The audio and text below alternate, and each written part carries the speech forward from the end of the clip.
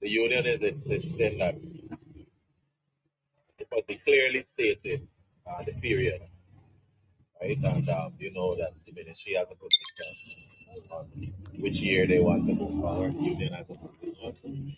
So there are a couple of other options that we have taken with regards to how the resumption should go next. And there's one that is outstanding as to the consideration for the period. So we have not had an agreement on it. One of the main organizers of the just-ended pilgrimage of Liberians to Barbados has started talks to promote a direct air connection between the Caribbean and Africa. Ambassador Llewellyn Witherspoon spoke on Barbados television ahead of Monday's end to the pilgrimage by more than 500 Liberians. They were marking the 159th anniversary of a voyage by a group of over 300 Barbadians to Liberia. I've been looking at how we could put together a consortium to form an airline. And in my view, the airline should be based here in Barbados and do direct flights across the Atlantic to Dakar or to Accra, and they can even still have a stopover in Liberia, and a direct flight back to Barbados. Elsewhere in the news, the Caribbean Examination Council, CXC, says it is investigating an issue connected to the distribution of this year's CSEC Principles of Accounts Paper 2 at specific centers. Saying that a harsh 5-month dry season has shrunk the country's water supply by some 35 million gallons a day, the authorities in Trinidad and Tobago have announced emergency measures to ensure that residents in the worst affected areas have a consistent water supply. This has been the morning edition from the Caribbean News Desk. You may contact us by phone or WhatsApp on +592 700 9293. Thanks for listening.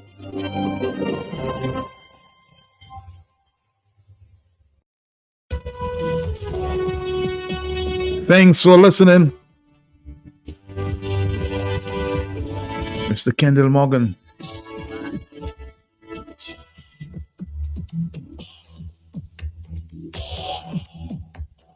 And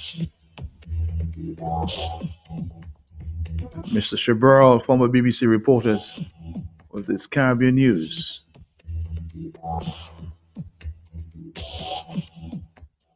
Keeping you abreast of what's happening in the Caribbean. Our next stop on the program this morning is Mr. Pastor Randy Rodney. His piece on Kingdom Connections last evening. Very, very telling. Pastor Randy. I want to again wish all of you mothers on behalf of Kingdom Connection a very happy Mother's Day, and I hope you had a very great day yesterday. And those days when we have a day, sometimes it goes into a week, so you can have a very happy Mother's Week. All right, I trust that all of you had a great day yesterday, and we'll have a great day this week. Additionally, I also understood that yesterday was International Nurses Day. And so I want to wish all the nurses a very happy, very great, very good International Nurses Day. And I can't help myself but ask those of you who have entered the nursing profession just as a job to consider leaving. Okay? Because when you enter just as a job, you really, do not do well for the Florence Nightingales of this world. So while I wish everybody a very happy International Nurses Day, I am still very, very concerned of those who are in the profession just to gain a buck. Hence, they do not carry the love and the spirit of the profession. And if I were to address you on International Nurses Day, I would probably address you along those areas and some, commend you on some very great areas and share with you my concerns on, some of the very practical areas that we need to address. So, but have a great day nonetheless and a great week for those of you recognizing the International Nurses Day, all right? Then, ladies and gentlemen, all of you, well, most of you, if not all of you, have in some way listened to um, the nasty business video that I later understood was really at the Castle Bruce Secondary School, and many of you have had your comments on it. And here is what I'd like to share with you. We have allowed many things to happen in our society, and I say we because all of us need to take responsibility for what's happening right now. And in large measure, we've done so because we've been fearful of speaking, of taking action, because somebody has pushed us in a slavery corner to say, thou shalt not speak, and if you speak, I will act. Hence, there are a lot of things that are overtaking us because that spirit of shut your mouth somehow grasp a whole lot of us, and we expect somebody else to say something. We sit back in our corners and we can't even clap loud in our bedrooms because we don't want our neighbors to hear that we like the comment. That's where we've been. And in my analysis, if we keep doing that and don't do anything for ourselves, one of those days we'll find ourselves in a very terrible place. And I say that because I compare that, ladies and gentlemen, we in Dominica, in a secondary school, a government-run secondary school, we can have children sing to vulgar songs in the school property at a function organized by the school, right? And the school ordered, paid for, requested, whatever the DJ to come to do that, whoever the DJ is. And that happens in our school, in the school compound. And I'm emphasizing that because I went to school and there are some things I couldn't do on the school compound. I couldn't even curse somebody. Nobody could curse anybody in the school compound when I went to school. And many other things. On the school compound, in the schoolhouse, at a function organized by the school. And we haven't heard much from Castle Bruce. We haven't heard anything from the school principal. We haven't heard anything from the Honorable Minister of Education, who maybe somehow, coincidentally, I may add, if not coincidentally, is the parliamentary representative for the Castle Bruce area, which means in both regards, she should have some responsibility and accountability for the Castle Bruce secondary school. We haven't heard anything from them. And ladies and gentlemen, I feel I know why we cannot hear anything from them. Okay?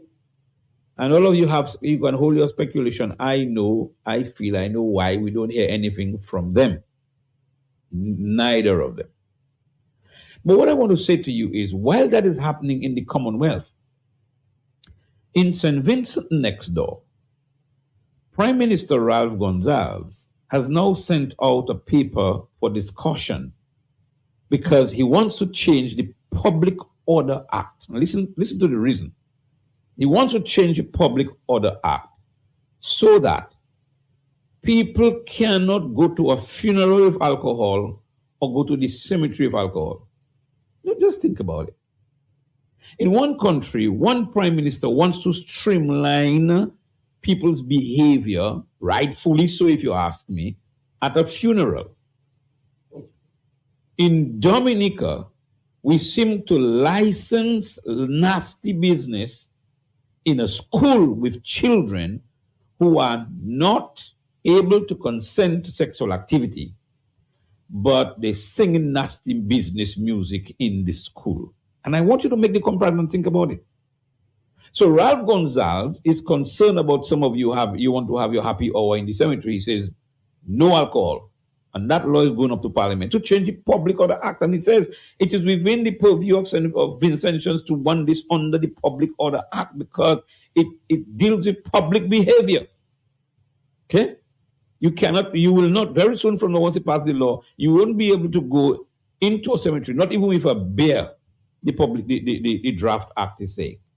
In Dominica, we have children singing lyrics that says what they want to do, they don't want to talk. And when I analyze, I listen to the lyrics, my people, and because that's what I do. I don't speak out of turn. I want to know what I'm talking about. If you ask me, the lyrics is also encouraging people who have been abused not to talk. I don't want to talk. I want to do something else. And that tells me how dangerous this thing is. But we accept it. And those of you who are quiet because you feel if you open your mouth and talk, somebody will take your soda from you. Somebody will not send back a neck to your house. Somebody will not give you 2 plywood. And somebody will prevent your children from going to Cuba to study if you speak. One of those days, all of us who allow this to happen in our society will reap the reward of the seeds that we are sowing. Okay? Thirdly or fourthly, whatever number it is now, we heard last week of the registration of a new political party. And here's what I do for you. Bravo. Well done on the registration of your new political party. Well done. Now, you really want my view on this? You have heard it before. Let me add something else to it. Because as you go through stuff and you look at things in time, you begin to understand that our nation is a special country.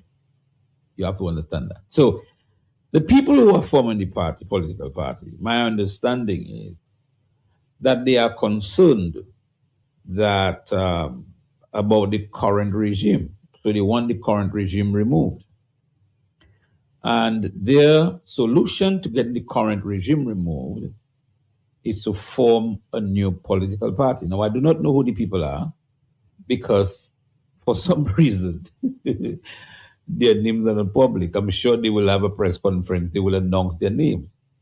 But you have to think that if you form in a new political party with good interests and you have the people's backing behind you, it would be joy to announce your political party in Lagon, on all the public media. You would want to do that.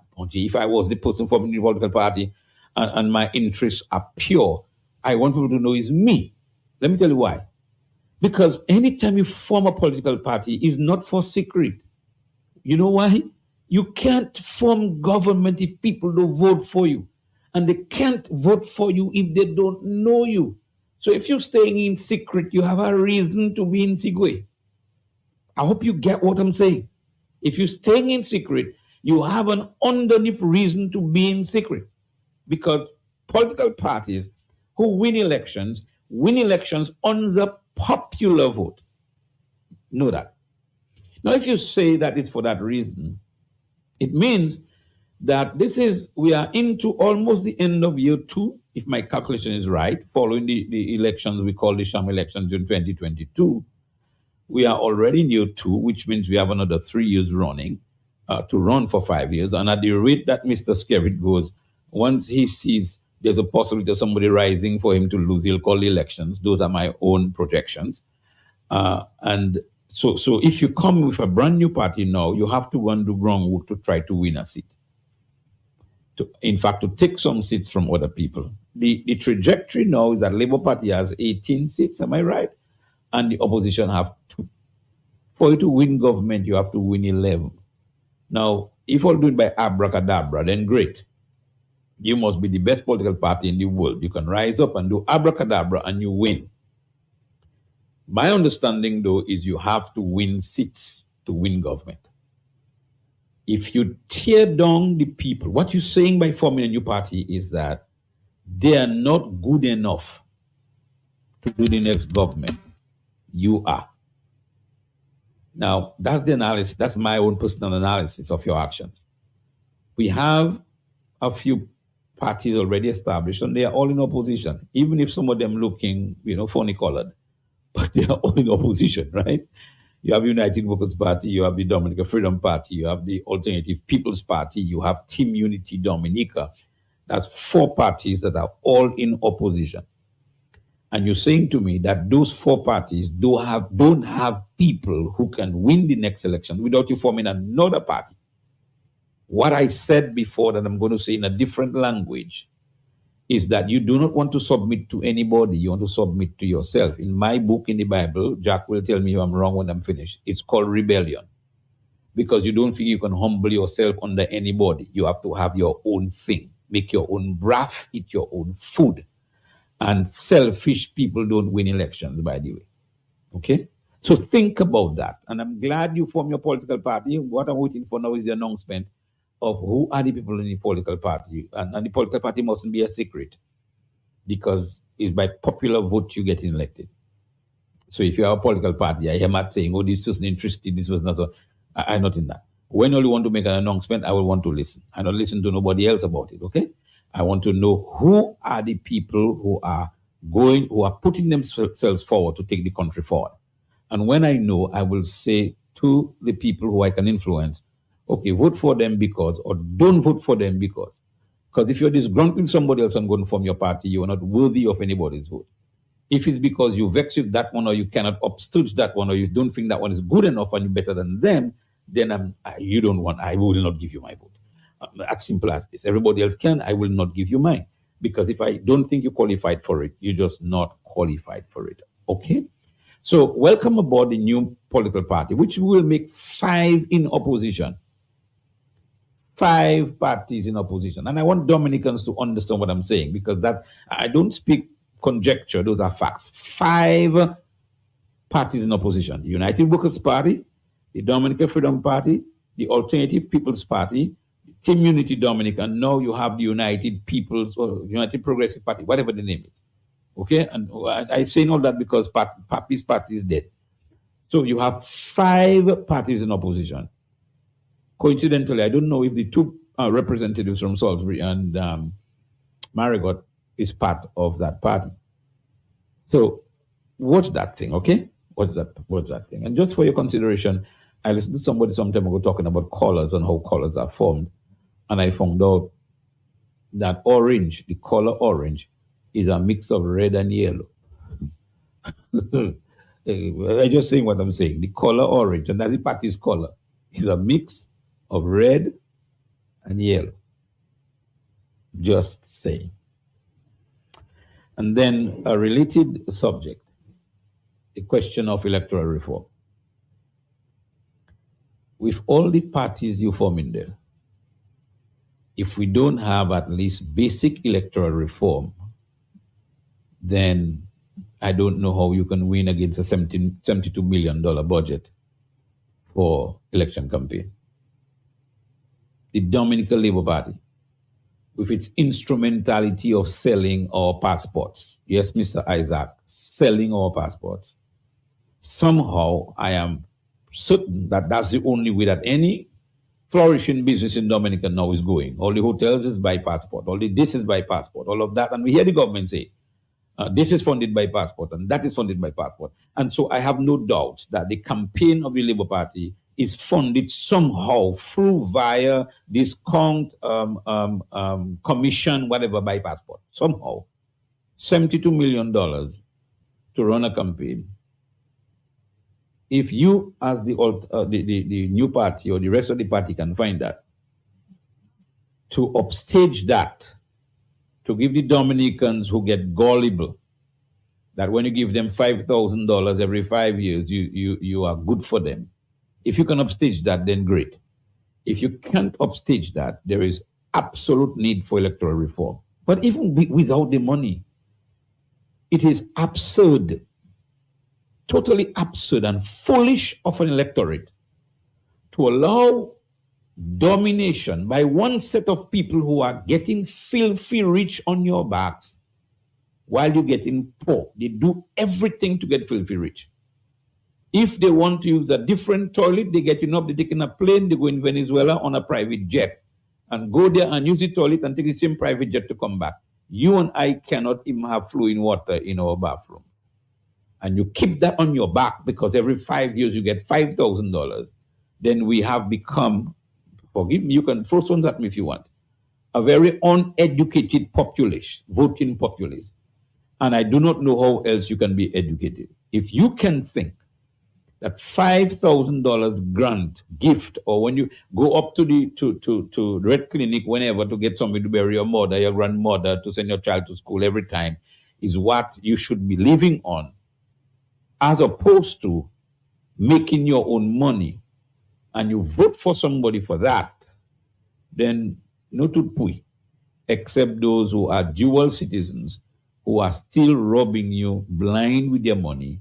And according to the lady, nuke suse sell. And when you begin to suse sell, you'll get hypertension. And you know the rest of the story. All right, that was Pastor Randy Rodney. A lot to chew on this morning.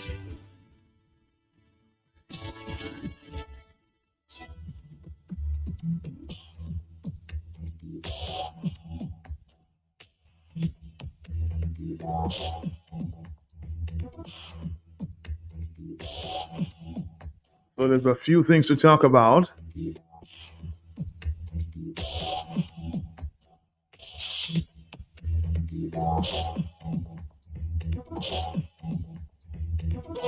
But Pastor Rodney, I think you missed one of the points, though.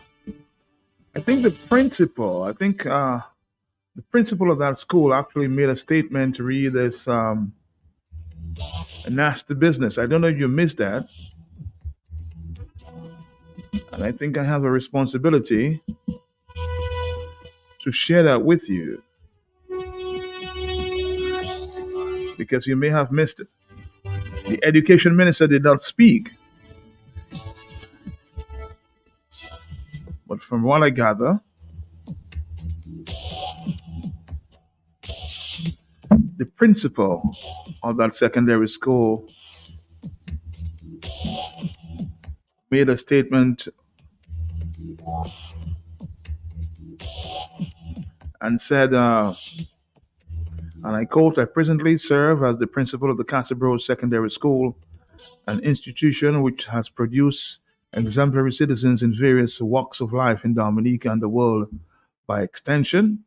I wish to clear the air in regards to a video of a song which went viral during the final assembly of our fifth form students on May 3rd, 2024. The instrumental of the said song was played. Being a well-known song, the reaction of the students occurred almost instantaneously. Upon realizing that some students were chanting profanity, they were clearly instructed to stop the music and use the clean lyrics of the song.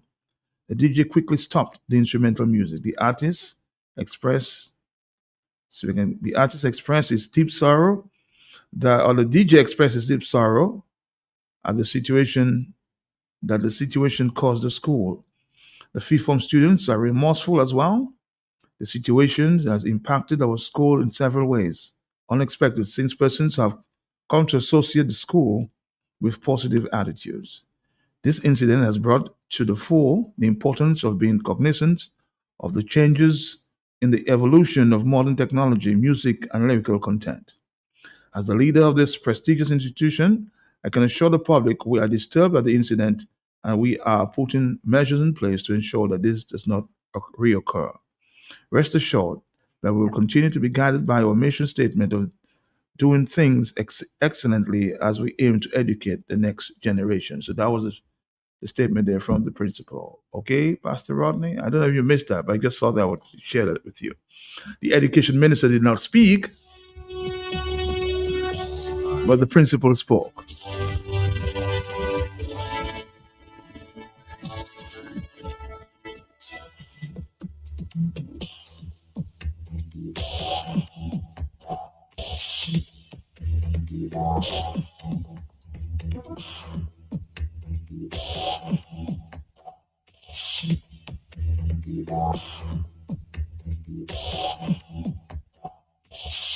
Somebody's sharing a few points here that I want to share with you. So you mean to say, with all the projects that are taking place in the country, it's easier for a foreigner to get employed than a local man? Why is that so? Dominica is no longer for Dominicans. We have sold the country of our rights. We have allowed politics to separate and divide us. We no longer look for our brother man. We no longer care. Who will stand for us? Who will stand for Dominica? Every year, children graduate from the college with no hopes of getting employed. We have a high level of brain drain. We have abandoned agriculture. We are selling our natural resources for nothing. Foreigners have more rights than us in our own country. Why? It's a question being asked this morning on a WhatsApp message.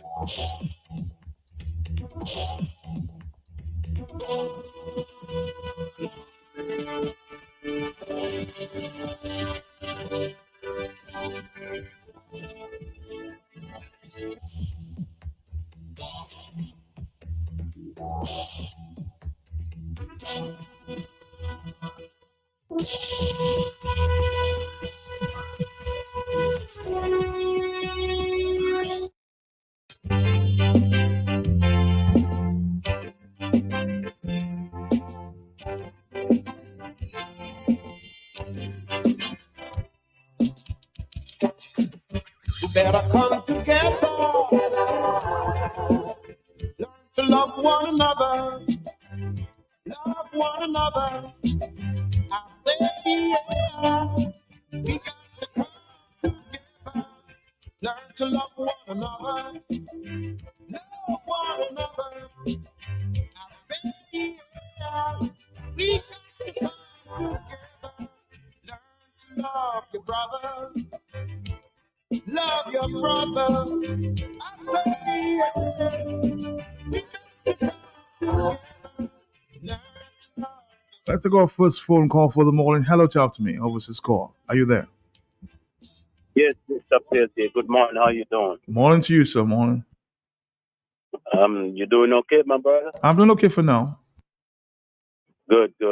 Give thanks, my brother. Give thanks. Matt, I just turned you on, and what you just read prompted me to call. There's always a reason. Matt, I think too many of us have a defeatist attitude. Just the piece that you read, it sounds like people just throw their hands up. Yes, things is rough. Yes, the things is dirty.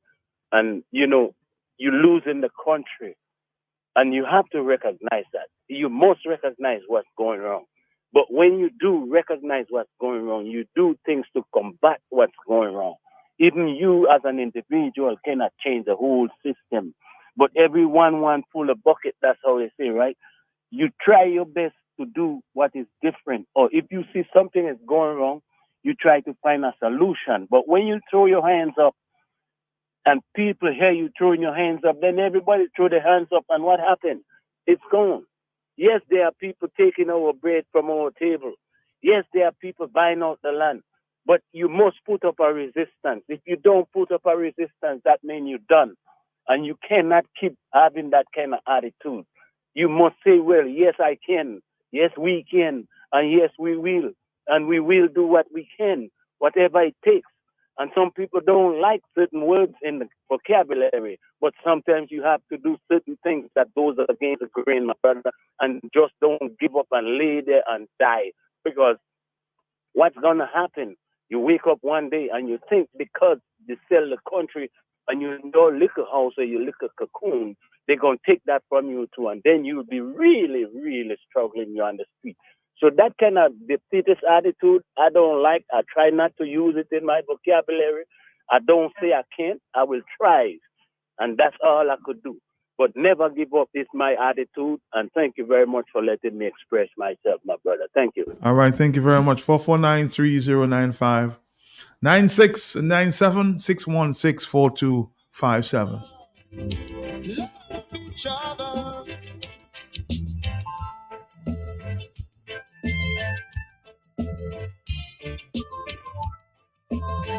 Somebody again expressed the youths are gone astray. All we promote is bacchanal, nasty business, rum drinking.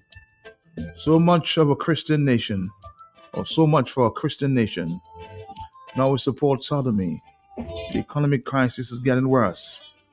Prices keep rising and no increases in salary, while government ministers get constant increase plus 10,000 benefits. It's time that we stand together as a nation. If not for us, then our children. It's time for us to fight for our country and our future. Our ancestors did not triumph over the evil of slavery for us. So we soft back on our people to put us under a different type of slavery. Dominica needs a liberator, Matt. Who will stand? Will you stand?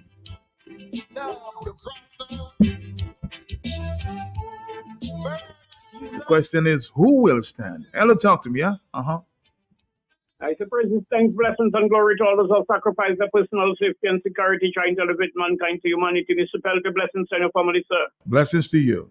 I give thanks. Mr. Peltier, you play everybody ad promoting the summit. You don't play my ad I sent to you this morning. Oh, I haven't seen your ad. Matt, my full endorsement, Matt. Okay. My full endorsement. I'll look for it. I may not, I could not have seen the relevance and the substance and the profoundness of that summit, Matt. But that's why most of the time they say, look before you leap. And Matt have a thing saying, it is better to be thought of as a fool. Matt, you know that one now? Than to open your mouth and remove all doubt. Sometimes I remove all doubt every time I open my mouth. Matt is very interesting.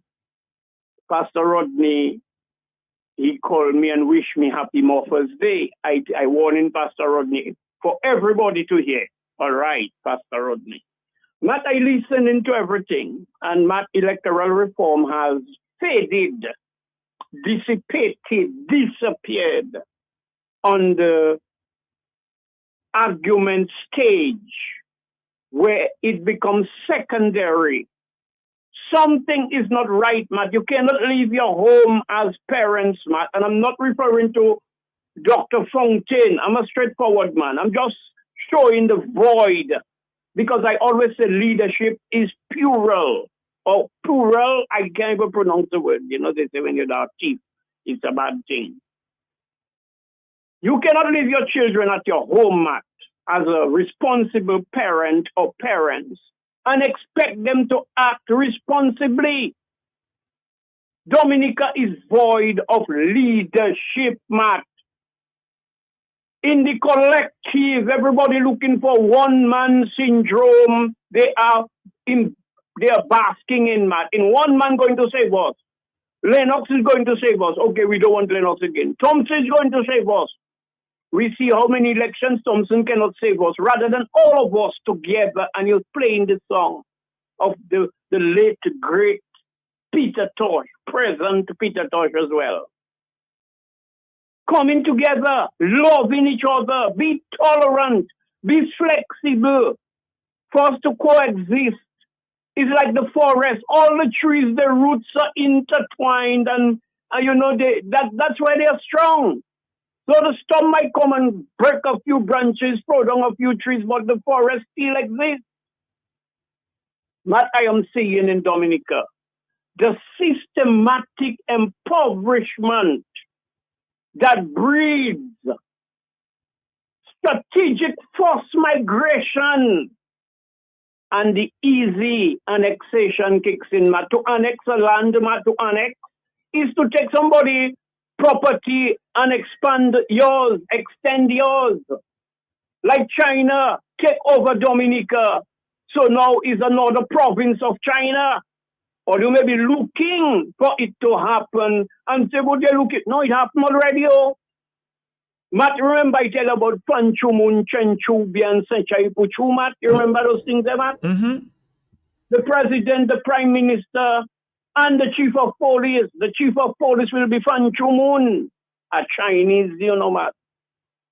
The president will be Sechai Puchu, and the prime minister will be Chen Chu-bien. All of that is Chinese name. I'm saying nothing bad, oh. Chinese, I talking there this morning. So, Matt, when we watch what is happening to our children, when we watch what is happening to Dominica, and some people can be numbed, Matt, because they feel that they are immune to the impacts or the effects of what is happening in Dominica. It is just a matter of time, for you to see your burglar bars, your security cameras, your dogs, Pitbull and Doberman cannot save you from the hell. You add fuel to its fire, and the infernal will spare you. Because we think, well, I mean, let the man talk on radio. Blessings will kill himself. You would die. Blessings alone that have to die. You will not die. So many people who have died in Dominica without saying not one word about what is happening in Dominica. And they died. Whether disasters, disease, accidents, murders, just name it. So, Matt, it is sad to see some people choose to take a back seat because they think that is the definition of self-preservation. The self is not an individual. The self is in the collective. The self is all of us, one big giant cell that has fragmented into all of us. So we are one. So, Matt, it is sad to see. You remember what you told me. You asked me a question, Matt. Can I conclude there just quickly, Matt? What's the question? No, you asked me a question when you said, not now, last week, you said, Matt, Blessing, do you think after all these years you keep talking, and your words or advice has fallen on deaf ears? Yes. And that is what that brought. When I responded to you, that's what brought tears to my eyes.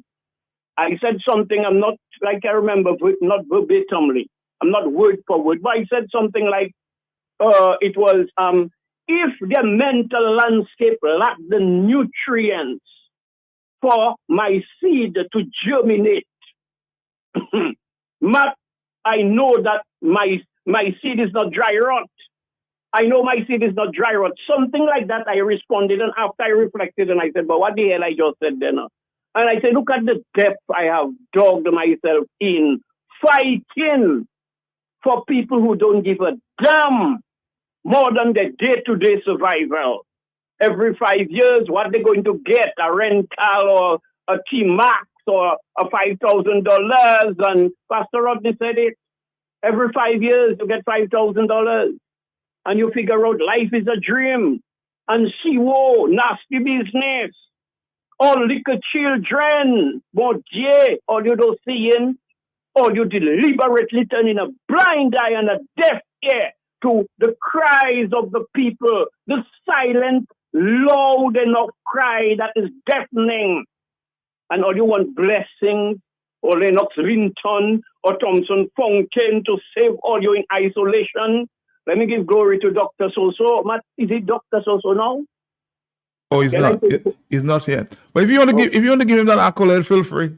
Well, Dr. Soso, that is my Dr. Soso, and Dr. Fountain and Dr. Lennox and all the other doctors that are trying their utmost best. Not the brains of the country have divorced the body or the head. So we are like zombies looking for somebody to hold our hands and breathe life into us. A zombie is the dead going through the motion of the living. And we're looking for somebody to resurrect, restore, re-energize, revive, or what the hell it is, Matt. And Dominicans think one man is going to save all of us from a pit collectively we all have dug for ourselves called Roosevelt Scare Act. Have a blessed day, sir.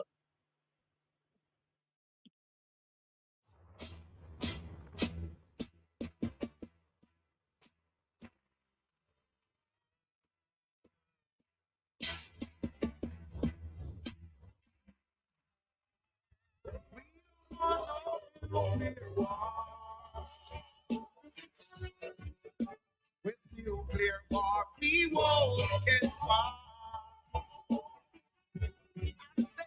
We don't want nuclear war. With nuclear war, we won't get far. Holocaust, yeah, Holocaust. It's just another Holocaust, and we can't take no more. We can't take it no more. We can't take it no more. Too many people are hungry. We'll come back to Tonga for a minute, but we just a friend just called and said he lost his passport around the Patos area. Ray Benjamin is the name, with some money and some valuables, but he's more concerned about the passport. So if you or somebody knows about this pouch with some documents from Mr. Ray Benjamin, please return the passport. Whatever else is in the bag is not necessary, but please return the guy's passport. Ray Benjamin, huh? An award. A small award will be given.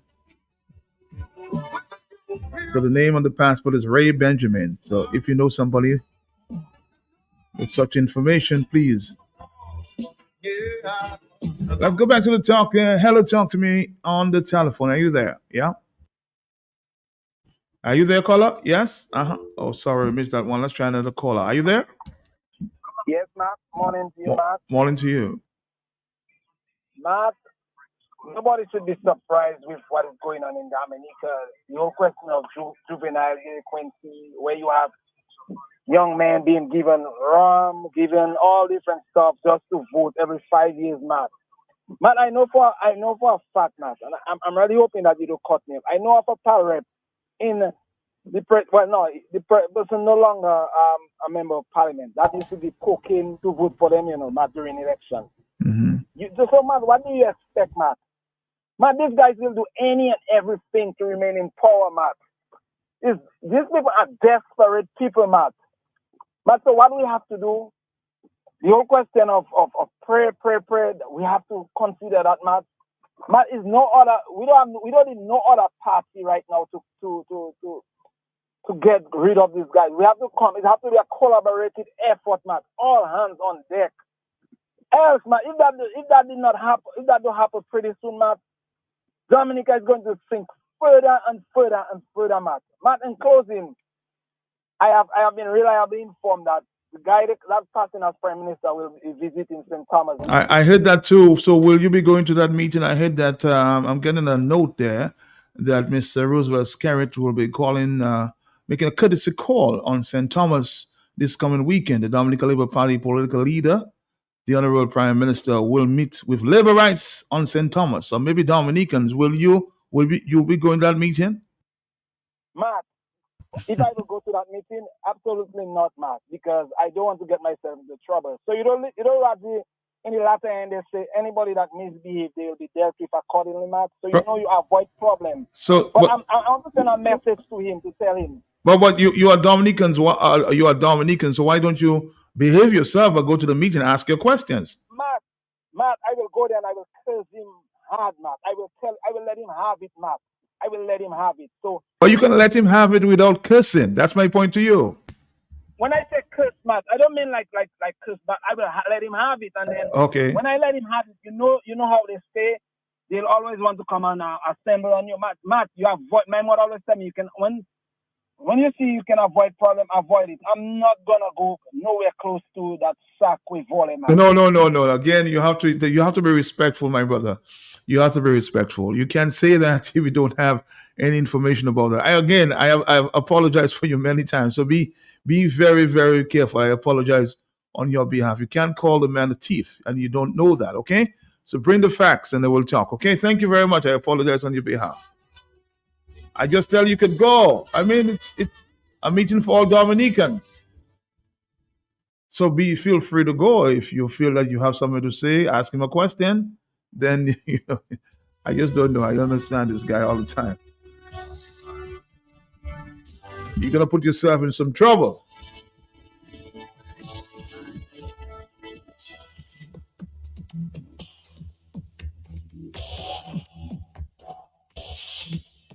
A lot of people have some problem.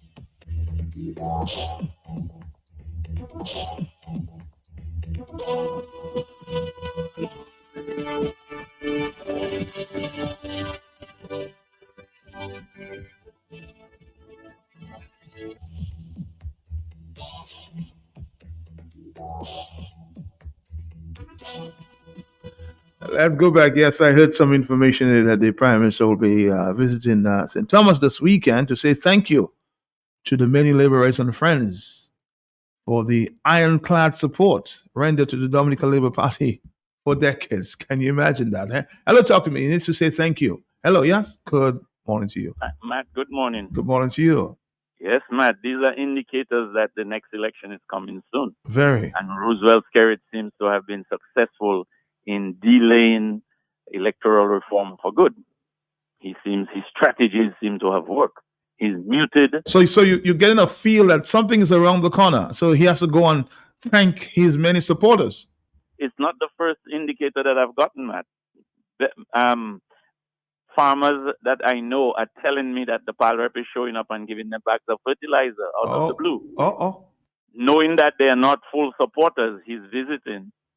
He or her is visiting and delivering bags of fertilizer and saying, well, we know we neglected it, but we'll be back soon. You know, Matt, that is a clear indicator. Are we going to play dead? I mean, and not get electoral reform and elections are called? I'm just wondering there, you know, if something like that will take place. We have not gone. We will not get electoral reform. That would be very interesting. Hello, talk to me on the telephone. Yeah. I'm still there, man. Okay, go ahead. Yes. What I'm saying is that Roosevelt Skerrit is so bold-faced that he may try that and trying to incite people to get into violence. You see it? And then he will come with his army and his RSS and do what he did in Salisbury. We have to be very careful, Matt. When I'm saying it again, when we decide to go out in numbers, we have to do it peacefully. And they will try to make us violent, but we have to restrain ourselves and stick to being peaceful. It is the peaceful demonstration that will see us through it, because they will have no excuse. And if they open fire on us, then people will have a certain kind of sentiment towards the demonstrators.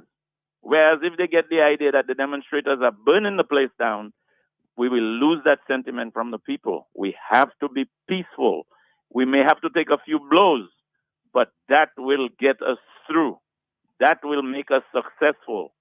It's the peaceful one that we're looking for. We really have to pass that message out to people, because a lot of people are frustrated and angry, but they will play on that, use that against us.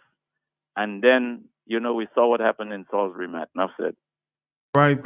Thank you too. It's 9:10 is the morning time. Interesting, huh? Just hearing that the government of Dominica, Prime Minister and his group will be thanking ironclad labor rights in Dominica as well for the support for the party. And now we're hearing he's going to St. Thomas this weekend. Something seems a little imbalance here. I don't know. I may be wrong, but something is not right. Hello? Or doesn't seem well. Hello, yeah? Good morning, good morning, good morning. Morning to you. Morning, yes. I really, Matt, if an election is called in Dominica without electoral reform, Matt, and the people in Dominica revolt in such a brutal manner, I would like to ask the church leaders of this country, how would they feel? What would they do? And how would they behave? But you know how long the people of this country is asking for an electoral reform? It's been a long time. But April finished, you know that. The Prime Minister stated that he was going to send out some information. But tomorrow is the 15th of May, 2024. But this is a game that you are playing with the people of Dominica. And I am asking again, church leaders, Church of Christ, Seventh-day Adventists, Baptists, Berean, Catholics, name it. What would you leaders sit in your seats, preach on the pulpits on Sunday? What would you guys say when the people of this country come out in numbers or do what they have to do? And then you start to see businesses burning down. You start to see people doing things that are not right. You sit there. You hear their cries. You hear them every time. And you do nothing and say nothing. And when the day comes, when the shit hit the fan, you church leaders, you are going to say the people of Dominica like this and that. It is all because of your fault. You are not saying a word. Adventists, Jehovah's Witnesses, Bereans, Churches of Christ. Or you sit down quiet and not saying a word. And when it happens, I hope all you will say what all you have to say. Man, have a blessed day. I'm sick and fed up of this nonsense. Good day, man.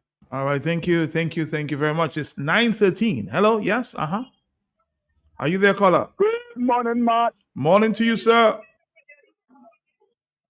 Matt, how are you? Matt, can you hear me? I'm here. Yeah. Matt, I'm by the roadside. There's a lot of noise. This guy Okay, yes. cut me off. But Matt, I want to ask you this question this morning. If I say that I am fully persuaded that you are concerned about Dominicans, would I be correct? I'm very concerned, yes. Right. Matt, would you please help me ask Roosevelt Skerrit, I'm older than the guy, whether Dominicans will lose their lives at the expense of his staying power? Matt, would you help me ask him that? Matt, time after time, ask him for me now because you're not answering me. So, Matt, I know you try to help me because I've been listening to your program for a while and I know you always try to help people. But Matt, I want to give the guy the brother from the Virgin Islands, U.S. Virgin Islands, an idea. I want to give him my idea. My brother, when this Prime Minister comes to the U.S. Virgin Islands, attend, but first write a letter to the Chief of Police and explain to him, like I would do if he come to the BVI, that our country is highly corrupt and you'll be asking relevant questions about corruption in your country. So anybody that do anything to call police, the Chief of Police will already know what you're going to say. Do not go with no hatred, do not go with no malice, do not go for trouble, but ask questions that are legitimate about your country. Because anytime you come to the British Virgin Islands, the police will come in a press because I will ask questions and I'm not going to stop until I get answers. Thank you, Matt. Are you there? I feel there, Matt. I heard the Prime Minister is coming to your part of the woods this weekend. Will you be attending and ask him some questions? Where will he be? I'm being told that he'll be in St. Thomas this weekend, of course, giving support. But Matt, I'm in Tortola. This is why I'm advising the guy what to do. Anytime he's coming to Tortola, I will be... Well, I'm telling you, St. Thomas is about 30 minutes away. So if you want to engage him. Whether Dominican, whether is his turn, whether he is concerned that Dominicans lost their lives at the expense of his staying in office. And I will ask him many questions. I will seek advice, legal advice, in asking him questions. All right, caller. Thank you. 9:16. Hello. Good morning. Yes, on the telephone. I think Prime Minister promised some election talk. I'm talking about electoral reform talk. Somewhere in the middle of April, we have seen nothing of that. So what is really going on electoral reform in Dominica? Hello, talk to me. Huh? Call, are you there? You're not.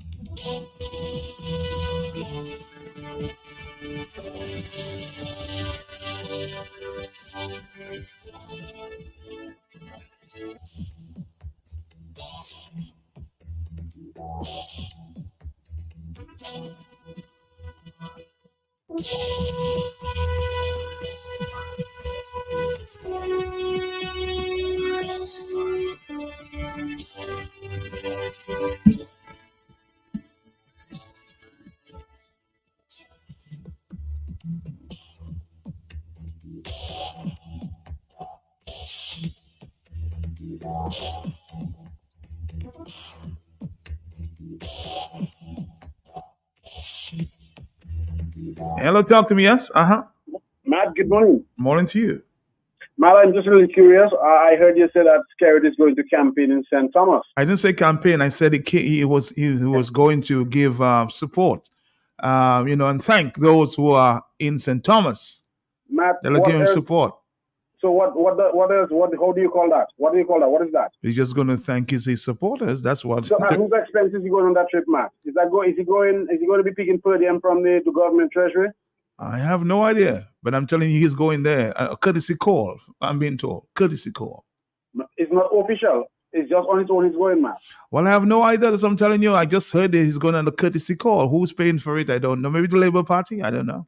Matt, is there any way that we can find out how much a per diem Skerrit collects or any government minister collects whenever they travel? About 300, 350. Yeah.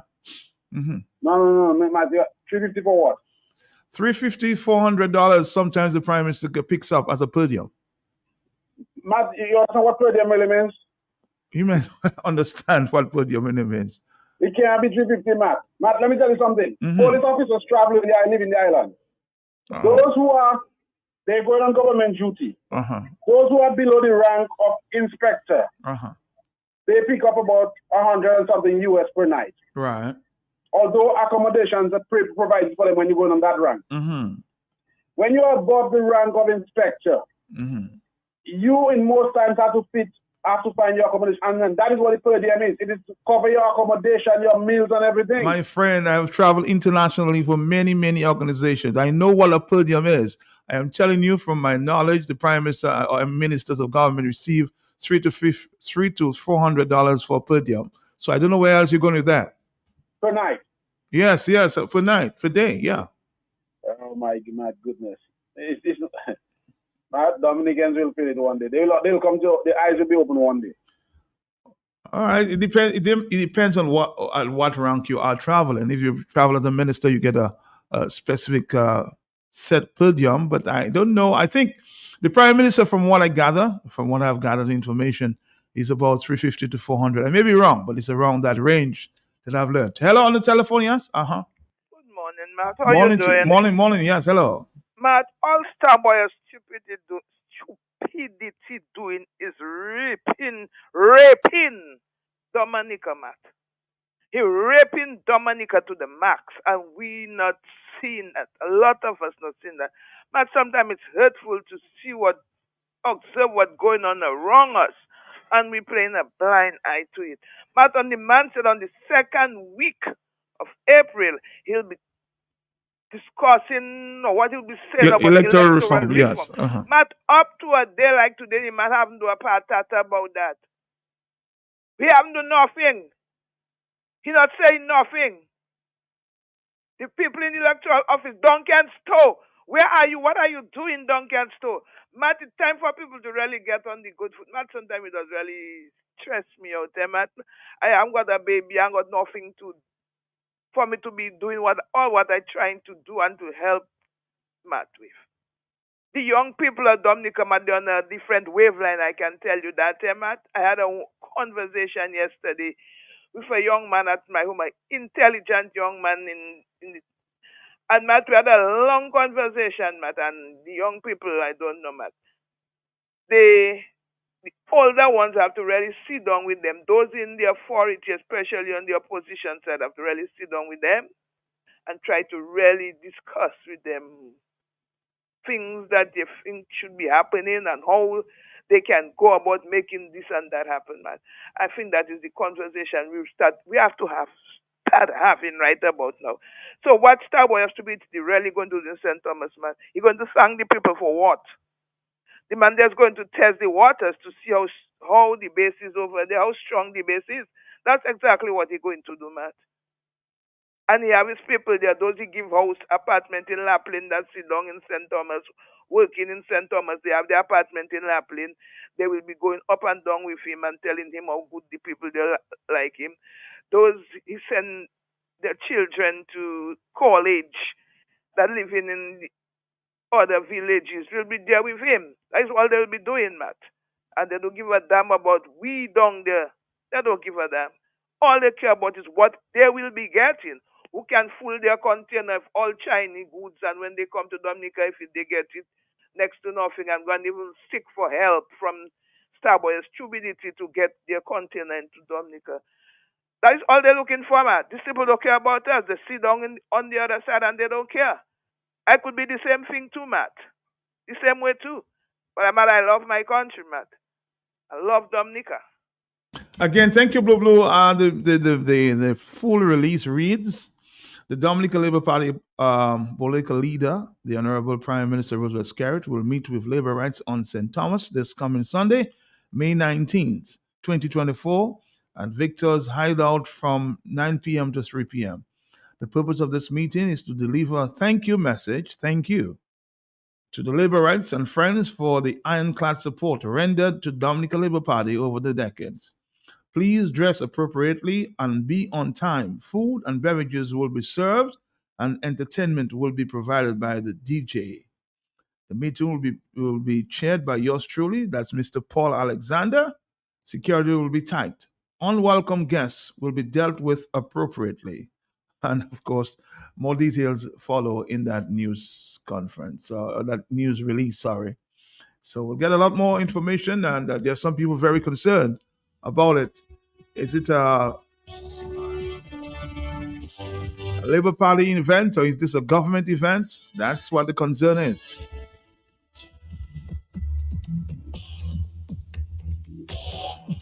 And when we're talking per diem, we're talking US dollars, huh? So is this official government business or is this Labour Party business? That's the next question. Let's go back to the telephone, 924. Hello, yes. Matt, Yes, I'm here. will the unwelcome guests be dealt with in a similar fashion as the police were dealt with at the the union meeting, Matt? So, Matt, when you make a statement like that, that means to say that nobody can say anything negative. In anybody who is in there, whether they be a supporter or non-supporter, they dare not say anything negative about Roosevelt Skerrit, because that means to say you automatically are going to become unwelcome and you shall be dealt with in whatever fashion they mentioned, man. So this is a statement to shut everybody up. Nobody can say anything. If you can't say something positive, no, nothing negative. So Roosevelt Skerrit pick his candidates. Roosevelt Skerrit is the dictator, and no dog bark. This is the kind of ironclad support that the dictator is demanding, Matt. Good morning. Again, I don't know if it's a Labour Party activity or is it a government of activity, and we're just waiting and see. Hello, he just said in that news release that he's just going to thank his supporters who have shown support over the years. Hello on the telephone, are you there? So the boy going right center motor and terrorize Dominicans, Matt. What do you mean terrorize? I don't know if he used the word terrorize. No, but Matt, unwanted guests will be dealt with. Matt, what are you talking about? Well, I don't know if he's the person behind the script, so I can't say it's he. I can't say it's his blessings. That's my point. Matt, they be it all and end it all in Dominica. You don't know if it's he. What Skerrit does not know. Skerrit know what breakfast you had this morning, Matt. You don't know any about spying on you. Don't me that spying on you for Skerrit. I watching you like reporting to Skerrit. Matt, something I wanted to say in relation to the Wasco. Matt, you know, the doctor so told us about $8-something million, whatever, increase when you multiply it yearly. Isn't that so, Matt? Mm-hmm. Annually. And the surplus will be in reserve then, Matt. Isn't that what he said? I want to quote him, close. Yes, it did. Who is determining what disaster the surplus can be used for? And enough, do they need your endorsement or your approval or your validation to say what that money is going to be used for is a disaster? Matthew C. Dominican, I told that to you and I'm saying it over and over. Look at what happened to Dr. Pascal and many other great minds and skills and talents in Dominica. We figure out 2 days Matt. Me might have been Matt in his trouble. We are not in that. But one thing, there are some people that are the human side of them is being employed all the time. It happened to me, Matt, and I saw it, where I was in trouble and a lot of people, labor rights and all, live right in Timbuktu and come in the hospital, Matt. And they say, Blessings, I don't know you. As I hear you at the hospital, I just want to come and know who is Blessings. And they tell me, look. So there are some people that can employ the human side of them. But it seems like there's a lot of us, Matt, they don't give a damn because it's not me. I get in my ham, I get in my turkey. I get in my little $5,000 every time I go and vote, my $3,000 and 5 years, Matt. So I am just saying, Matt, all that James and eating off, my brother. I said that you may have eaten enough, but I'm just saying, my brother, you see all this little abusive approach? You have a whole hurricane season when it comes, dirty water in your tap. Nobody's going to pay you for that. You have to pay the Wasco for dirty water, Matt. And are you playing all of your games on the people? Matt, the whole thing about electoral reform. I am hearing about what exercise they have in Barbados now, Matt. Some military exercise in collaboration with America. What's the air something we? So what they're looking to do, Matt, you see how they bring the Caribbean Regional Service in Dominica and go and terrorize Salisbury people, terrorize Marigot people, and terrorize, I tell you, the man going right center, also St. Croix, and terrorize people. So if you're not a labor right, you're not a Dominicanite, Matt. But again, Blessings, as I said to you before, I can't say that statement belongs to the Prime Minister when he's not the one who's responsible. On the telephone, hello, talk to me, yes? Uh-huh. Good morning, Matthias. How are you this morning, to you, Matt? Morning. Yeah, Matt, let me ask you a question. Between Monday and Friday, which are your busiest days on air for your two programs, in the one in the morning and the one midday? I can't necessarily say. Sometimes it depends on what happens. But generally, don't you feel Monday is a heavy day for Q95? It's a heavy day. Depends on what happens in the weekend. Right. So pay attention, Matt. Now, Matt, secondly, I want you and Mr. Sheridan Gregor to tell me how much revenue it takes to keep up Q95 for 6 weeks, Matt. But you'll have to ask Mr. Sheridan Gregor. I don't pay attention to that. Okay, Matt. Now, here's my plan. I want to open a GoFundMe page for Q95, right, Matt? And we want Q95 to shut down for 6 weeks, Matt. We will subsidize the revenue for your wages and whatever cost it takes, obligations you'll have on a 6 weeks basis. We will subsidize that through a funding process, Matt. Matt, I am coming to the conclusion, I've come to that conclusion a long time. The only reason the Labour Party is in power as we speak is because of Q95. And I will explain to you why, Matt. Matt, Q95 is a valve for all the pressure Dominicans going through. Now, you might not get 10,000 callers in the morning, but Matt, when Blessings call, there are at least 5,000 to 10,000 Dominicans that their chest was up when they get up in the morning and they blow out and say, yes, blessings, good point. Matt, sometimes I call the radio and within 30 seconds of when I hang up with a point, Matt, I get at least a 45 to 50 WhatsApp messages saying, great point, Dad, great point. People get a sense of relief that somebody said it for them. So what Q95 is doing, it is diffusing the pressure of Dominicans. They keep calling to go on road. There is no go on road if Q95 can release the pressure for them. If Blessings can call and make a point for their grievances to be expressed, they feel like somebody said it for them, they get depressurized.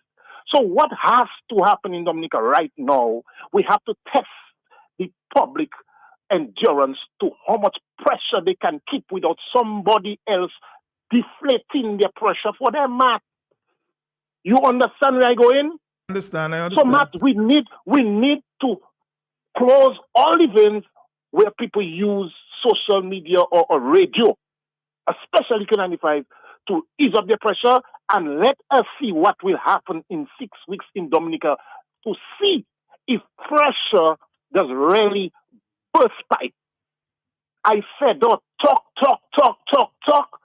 Q95 is facilitating the pressurization of Dominicans, and Roosevelt Skerrit is having a field day in office by not feeling the disgruntledness and the pressure of the average Dominican directly, physically, verbally, by everybody in Dominica on their own on the street, man. That is the biggest problem we have in Dominica.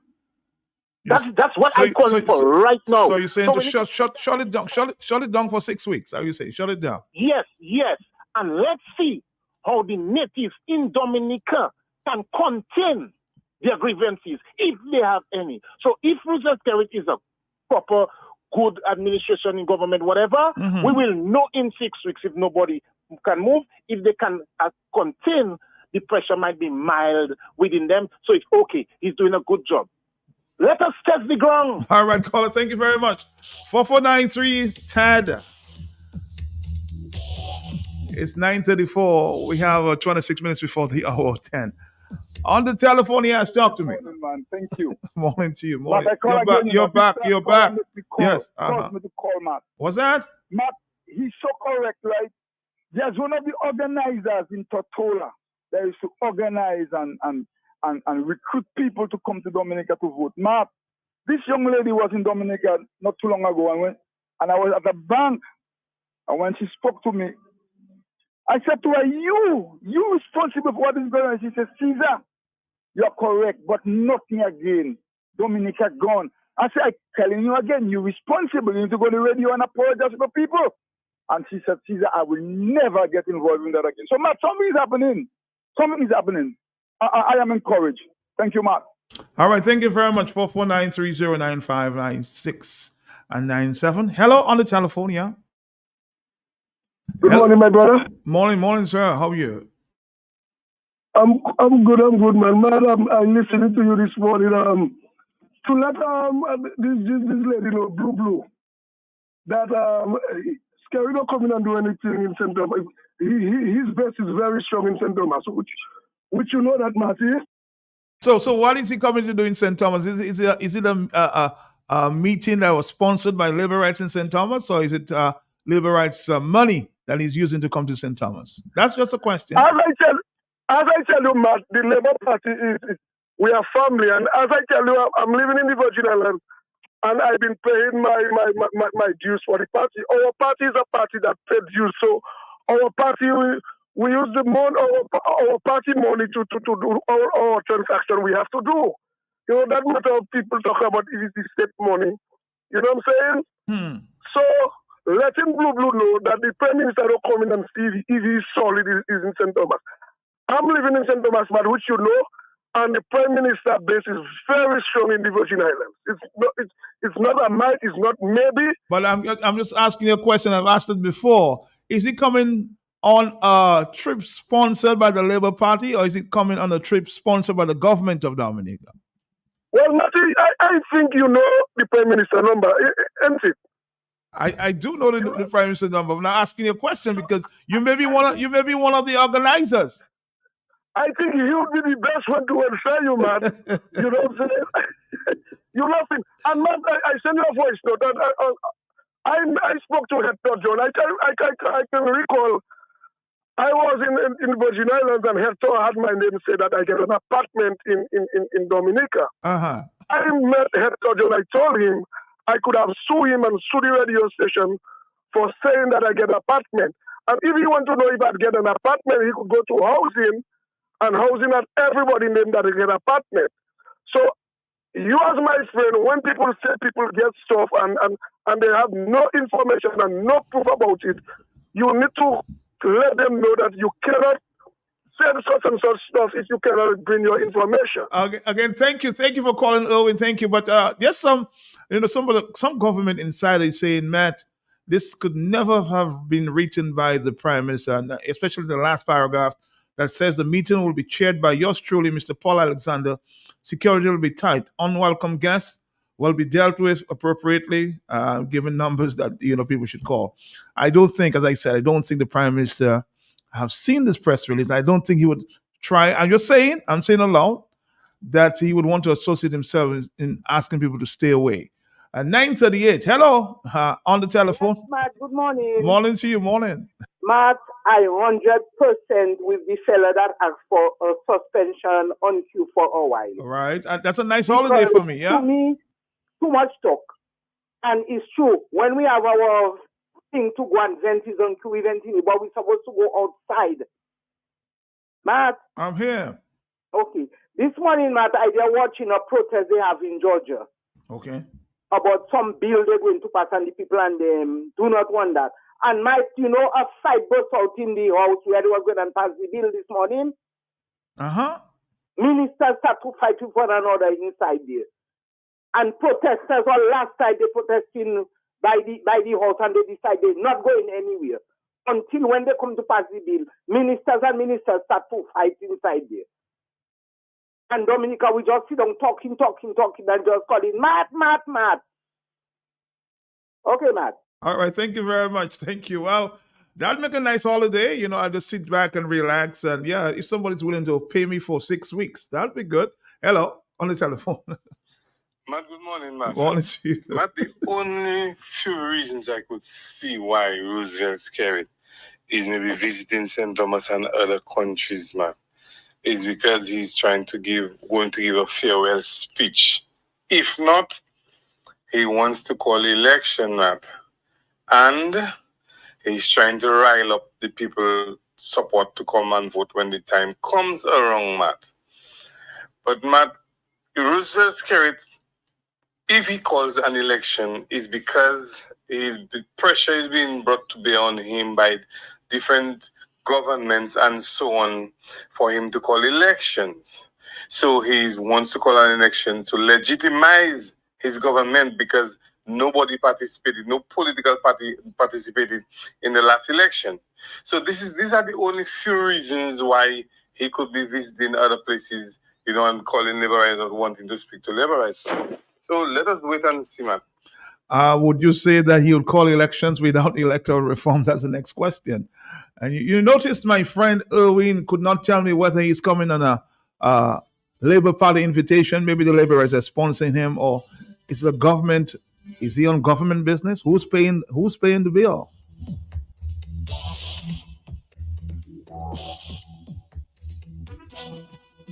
Maybe Mr. Paul Alexander can answer the question. Hello, talk to me on the 940. Hello, talk to me. Yes. Are you there, caller? Are you there? Hello, talk to me. Yes, man. Yes, I'm here. You're back. No, Matt, you see, sometimes political strategy doesn't look like what it is. But if Mr. Roosevelt Skerrit wants to legitimize his government because there was no participation the last time, do you think that the new upcoming party will be able to restrain themselves if the other parties do not participate? You see, Matt? You see how that works?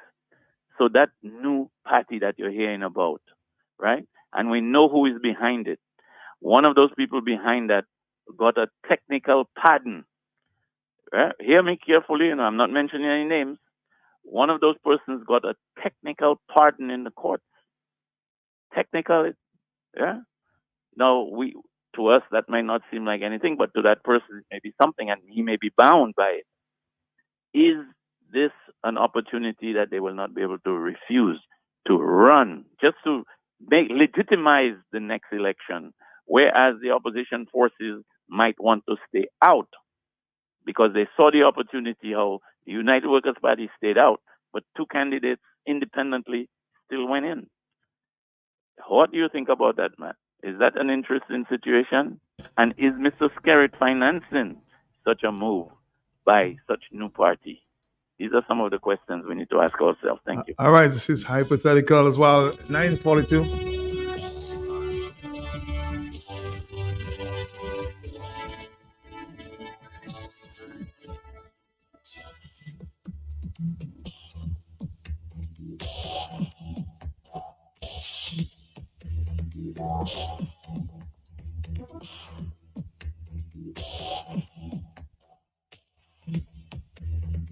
Somebody's saying while the diversionary tactic is working, there are people presently at the hospital deteriorating and suffering because there's nothing that the hospital have to help ease the pain.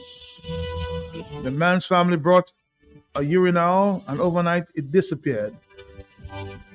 St. Thomas Strip or not, the health system is broken and needs immediate focus, investment, and attention.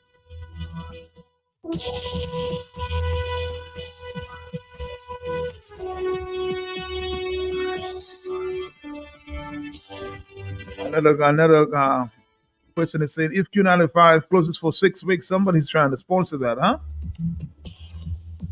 Dominica will be as calm as an lamb because nobody will know what's going on in this country.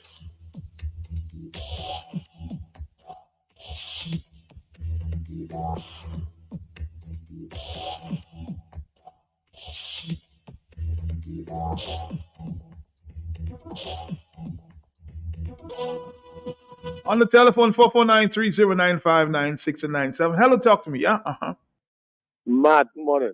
Morning to you, sir. You're back. Yeah, as Blessing always say, somebody got to sacrifice something. And you as a patriot, you should be able to sacrifice 6 weeks and see what is going to happen. It's not always about the money and who's going to pay you. You sacrifice 6 weeks for Dominica. That's what I got to say. All right, thank you very much. I'm just concerned about bills have to be paid, so how do I sacrifice this? Hello, talk to me if you're willing to. Hello? Maybe you can pick up that bill. Hello, talk to me on the telephone, yeah? Matt, listen to me carefully. I'm not going to say scary, terrorizing people even overseas. All right? Nobody's scared. We're scared anyway. But, Matt, I would like that, Matt. If somebody with money can pay you for 6 weeks, Matt, 6 weeks, like the argument there, Matt? It's a 1 month and 2 weeks. All right. Matt, that would be a great experimentation. Everybody's afraid of change. Most of the time we talk about change, but change is healthy. Matt, Mr. Alexander, most of the time, he got my number from who I know, a friend from St. Joe. I questioning Paul Alexander having to do with his intelligence and common sense. Basically, Matt, basic 1, 2, 3 ABC. I did not go to school, so I cannot talk about his education. Just common sense and discretion, Matt. The Labour Party have not had a delegates conference in how many years, Matt? Since 2012. But how they're well wired. Look at the basic questions you're asking. On a official government, Labour Party, whatever, on what mission he's coming up there. He don't know. Call the Prime Minister. You see, most of the times people can be as stupid as me. Matt, a few rhetorical questions I am not seeking answers for. Roosevelt Skerritt does not know anything about that, the thing about non-labor rights will not be welcome. Words to that effect, Matt. Mm-hmm. Am I correct, Matt? Just to? Yes, sir. Yes, of course. Okay. Somebody's just indicating to me that's not his style, so he did not insert that there. Yeah? But that person is shameless and think everybody is foolish. Go to hell. It's not your damn business. No law, no constitution. He and Tony Stephens committed a crime against him and pinned it on Lennox Linton and sent police at Mr. Linton's home. He tell people to pour hot water on UWP. I saw people that don't support Sotia and the mass Skerrit. Come out on Skerrit step. His wife tell people they have Navy SEALs and snipers, assassins. Reginald Austri said openly to disappear Lennox Linton. Just get rid of him. Go with Mr. It's a headache. Matt, is that Roosevelt Skerrit I talking about, Matt? Mm-hmm. So that little thing that they put in that you telling me, Skerrit is so much of a decent person, you who is an insider, outsider, wherever. You telling me, Skerrit, don't... I'm telling you, based on information that I have from insiders close to his camp. The person just said to me, Matt, I guarantee you that the Prime Minister would not agree with the last paragraph that I read. That's not his style, and you know that. Anyway, it would be very interesting if we should go live and find out. Hello? Yes? Mark, that person is shameless. That person is irresponsible, and that person thinks they're smarter than every little fool like me that did not go to school. And what I just told you, all the different statements and actions of Skerrit to tell me that pales in comparison to all the nastiness that man has said in Dominica. Blessings. Let's get real. Do you think the Prime Minister would write, based on your statements, I want to read the last paragraph. Please dress appropriately and be on time. Food and beverages will be served and entertainment will be provided by such DJs. The meeting will be chaired by yours truly, Paul Alexander. Security will be tight. Unwelcome guests will be dealt with appropriately. Call the various numbers. Do you think you would ascribe that last paragraph to the Prime Minister? Can you allow me to respond to that? Yes, go ahead. Listen to me, Matt. The perceived expectations of engagement. Matt, if you invite me to a party, do you have to tell me, blessings, bring some rum? Or blessings, bring something to contribute to the party? The perceived expectations of engagement were not verbally corresponding your expectations to the person you're inviting or the person you're affiliated with, Matt. Automatically, he will not condemn, so he will say he never endorsed. It's a game, Matt. Contradiction. Look at the thing about the homosexuality and the decriminalization of homosexuality. And Black Mohammed says something, the DPP says something, and the judge is saying something. Matt, that's the trend. So they can't fool me, Matt. It's a dirty game, and Skerrit does not want to be embarrassed because the pressure is on, Matt.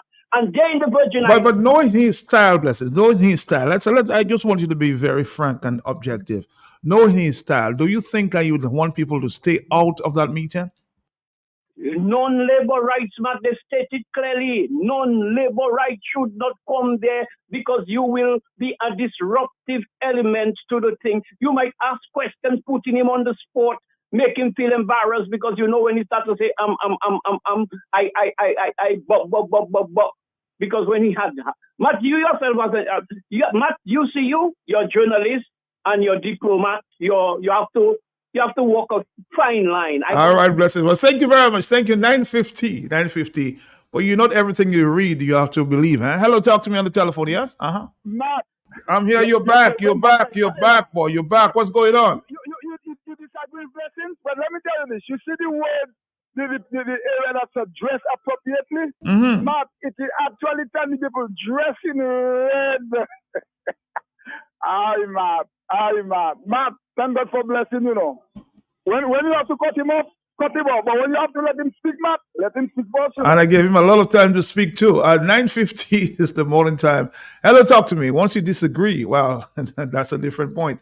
On the telephone, talk to me, yeah? Matt, quick question to you. Quick question, yes. Did you remember in 2019 when 2 British citizens visited Lennox Linton home in Mount Daniel? You remember that? I remember. Mm-hmm. Okay. Hold on. Stick up in. Do you believe to your own self that Roosevelt Skerrit had something to do with they coming to Dominica, Matt? I'm waiting to hear your response.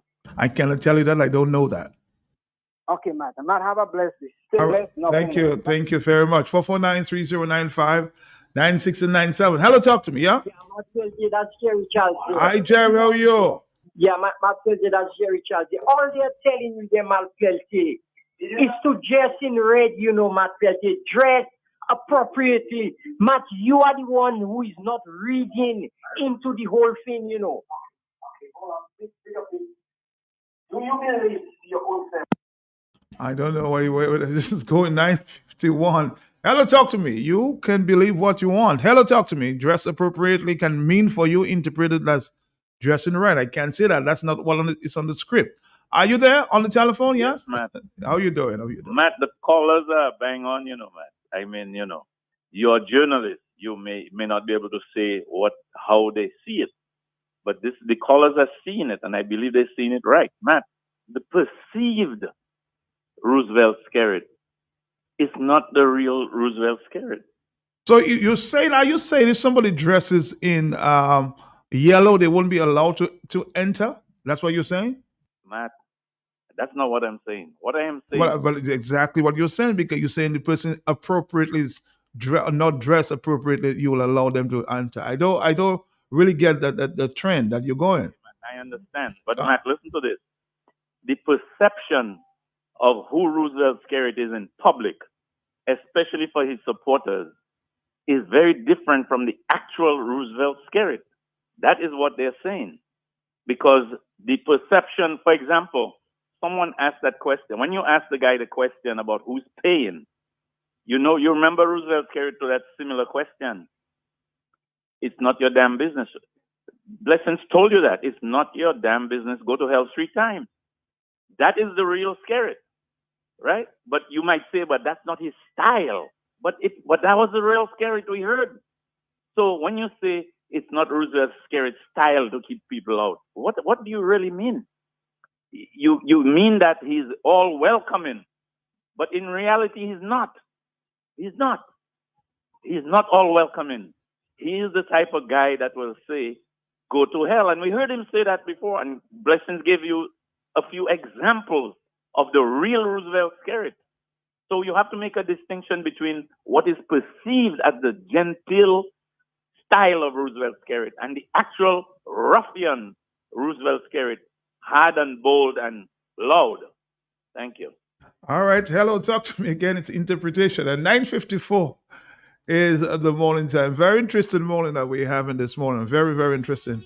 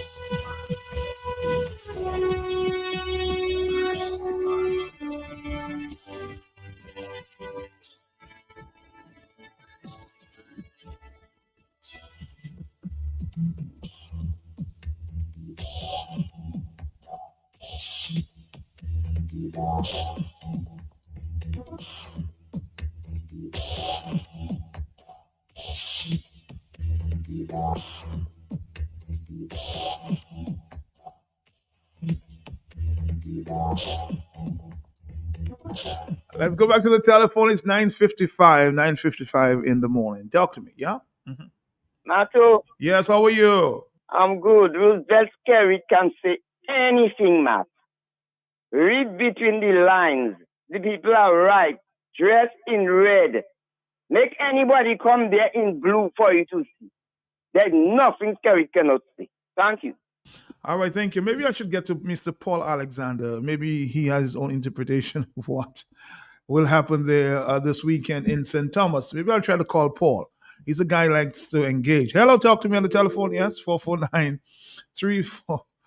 449-3095, 449-3096, 449-3097, 616-4257, 305-432-9624. Are you there, caller? No, you're not. Let's continue. 449-3095. We are having a good conversation here. You agree to disagree or not? Hello on the telephone, yeah? Yes, Mr. Pelte, it's me again. I want to address that thing. You're back. Yes, go ahead. Mm-hmm. Yes, I want to address that idea Steppa gave you because it's not new to me. I've thought of that before. What's that? But that you shut the radio down or just play music and don't bring the issues. But I'm going to tell you, it wouldn't work. Because I thought of it a long while back because of the same thing that he said, that the people just call and complain and whatever, and people don't get so actionary. We reactionary. But the thing is, man, people are so conditioned. That's the problem right there. The conditioning of the people is what is playing against the people, man. The refusal to stand up with a resistance and conviction. These are the issues. And, so Steppa is a good idea because I thought of it before.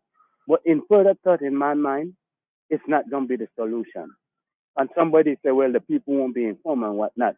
People will get information that they want if they stick it where it is and whatnot. But the problem is our conditioning, just like I listen, we still suffer from a slavish mentality.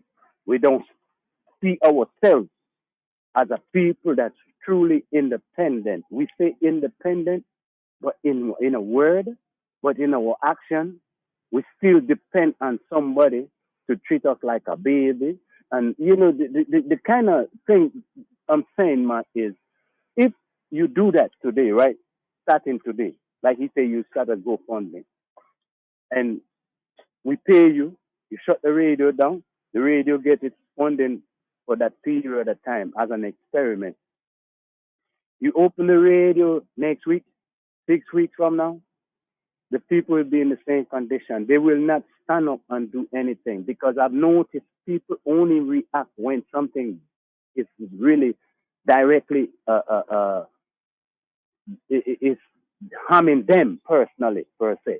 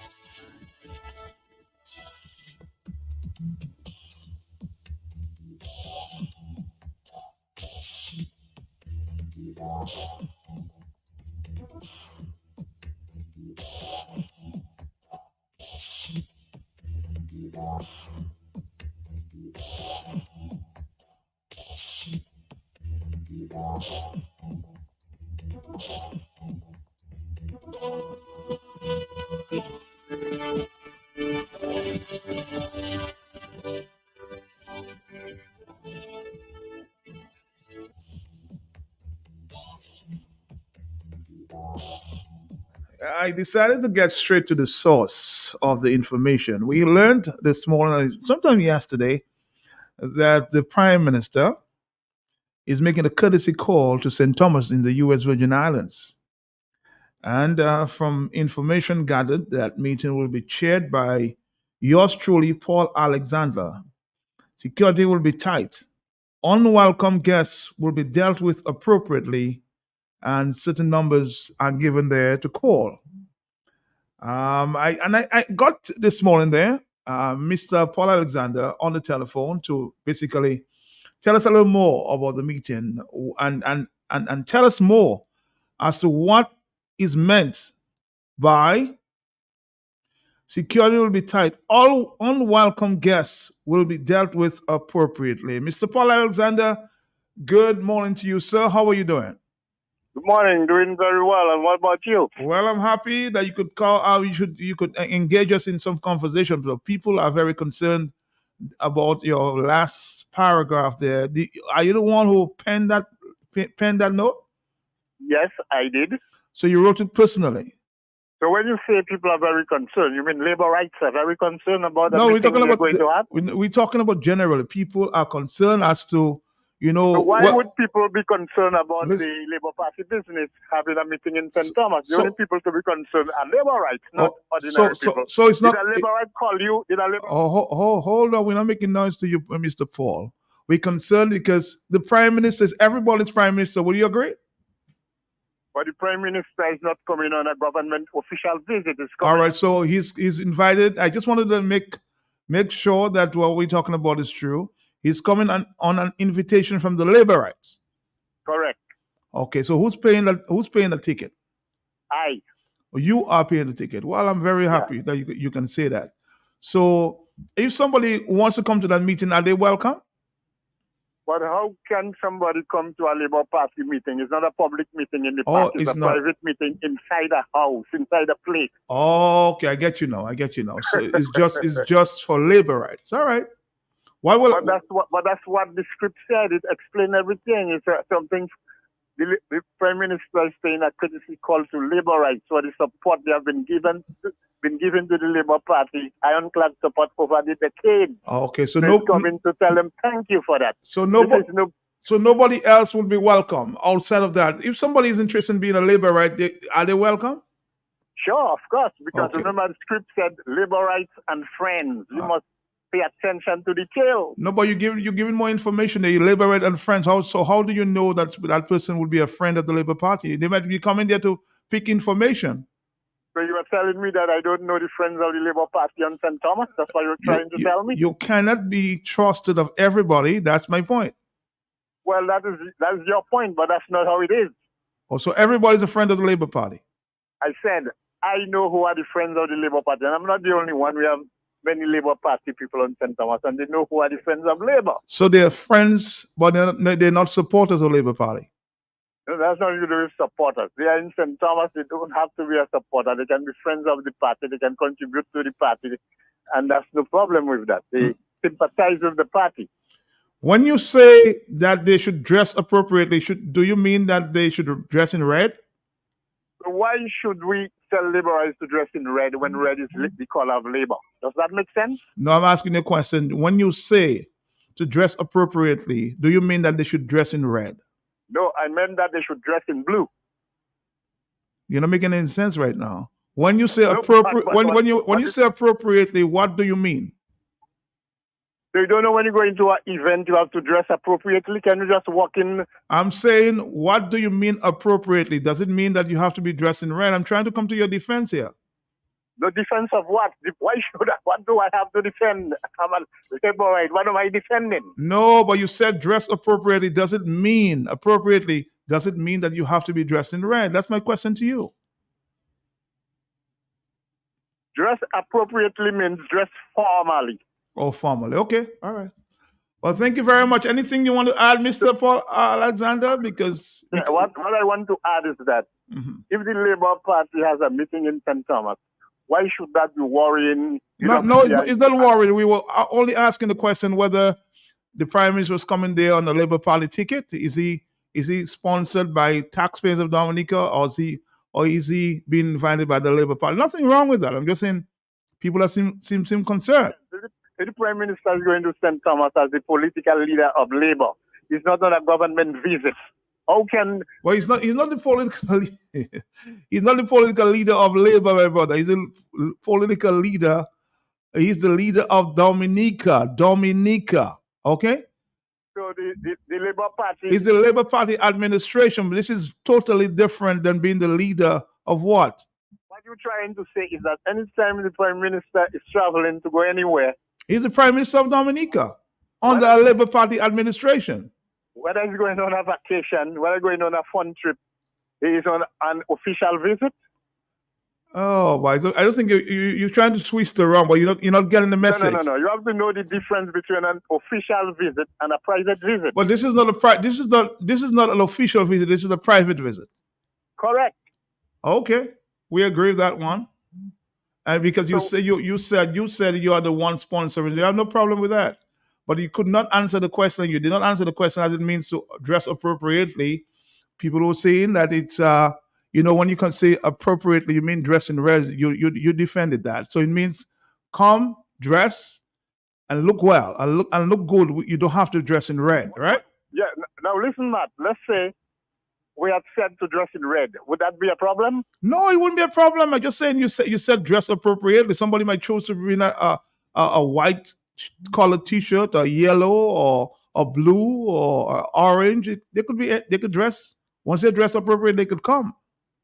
Yeah, but the question or the point of contention was, should they dress in red? So I would think, well, maybe dressing in red, something is wrong with dressing No, in red. I never said that, because your statement, you wrote the statement, you said dress appropriately. Some people were taking me up when I said it doesn't mean necessarily dress in red. You said dress appropriately. That's correct. And dress appropriately means dress semi-formally or formally. All right. Well, we're happy you could clarify. Well, thank you very much, Mr. Paul Alexander. And I think next time, better you all say you want to be members of the Labour Party. Oh, you're going down a road there we don't want to talk about right now, okay? People have choices, and if they choose to be part of the Labour Party, that's their choice. If they choose to be members of the United Workers' Party or Papi Party, that's their choice. But you can't tell people who to support. I don't do that, okay? I don't. Well, what I'm saying, next time, people should not take concern about what the Labour Party is doing if they're not members of the Labour Party. Let the Labour Party do its thing the way it chooses to do it. But if it's government business, then that's a different talk. Well, that was my point from the very start. You clarify that. Okay, thank you very much.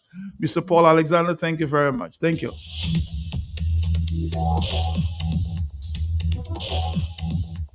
Again, so it's no government business, it's private business, okay?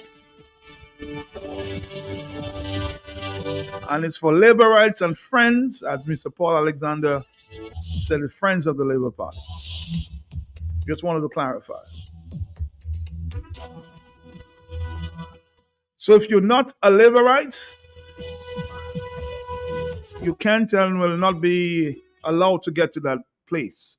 10:08. Talk to me on the telephone. Yes? Matt, that statement he made at the end, that it's Labour Party's business how it wants to do things, is not entirely correct, because the Labour Party chose not to have a convention.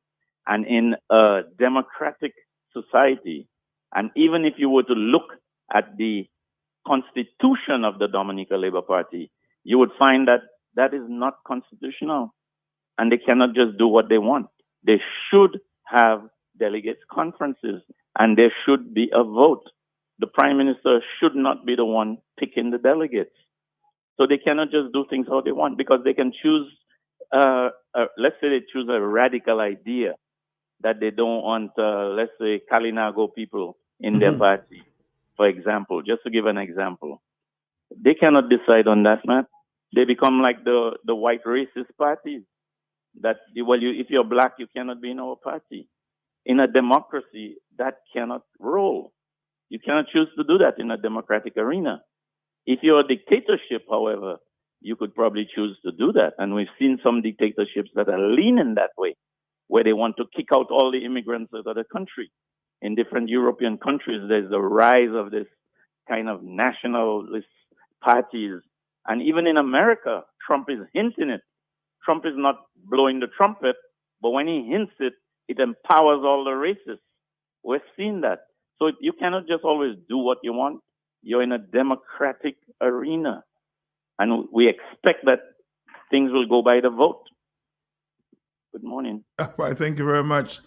Ah, boy, why are they so concerned about what the UWP does, but don't want people to talk about Labour? Well, I'm just, at the end, he made the declaration there that he was the one who invited the Prime Minister with his labor rights, and, we should not be concerned. That's the point there. Hello, talk to me. He's not on government business. Talk to me, yeah? Matt. Yes. Matt, I studied that thing. I cannot bring an end to it. Matt, did you observe?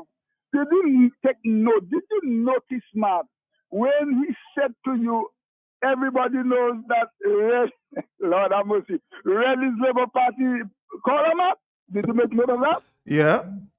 Okay, Matt. Matt, you're going to see Red like crazy. You can say what you want.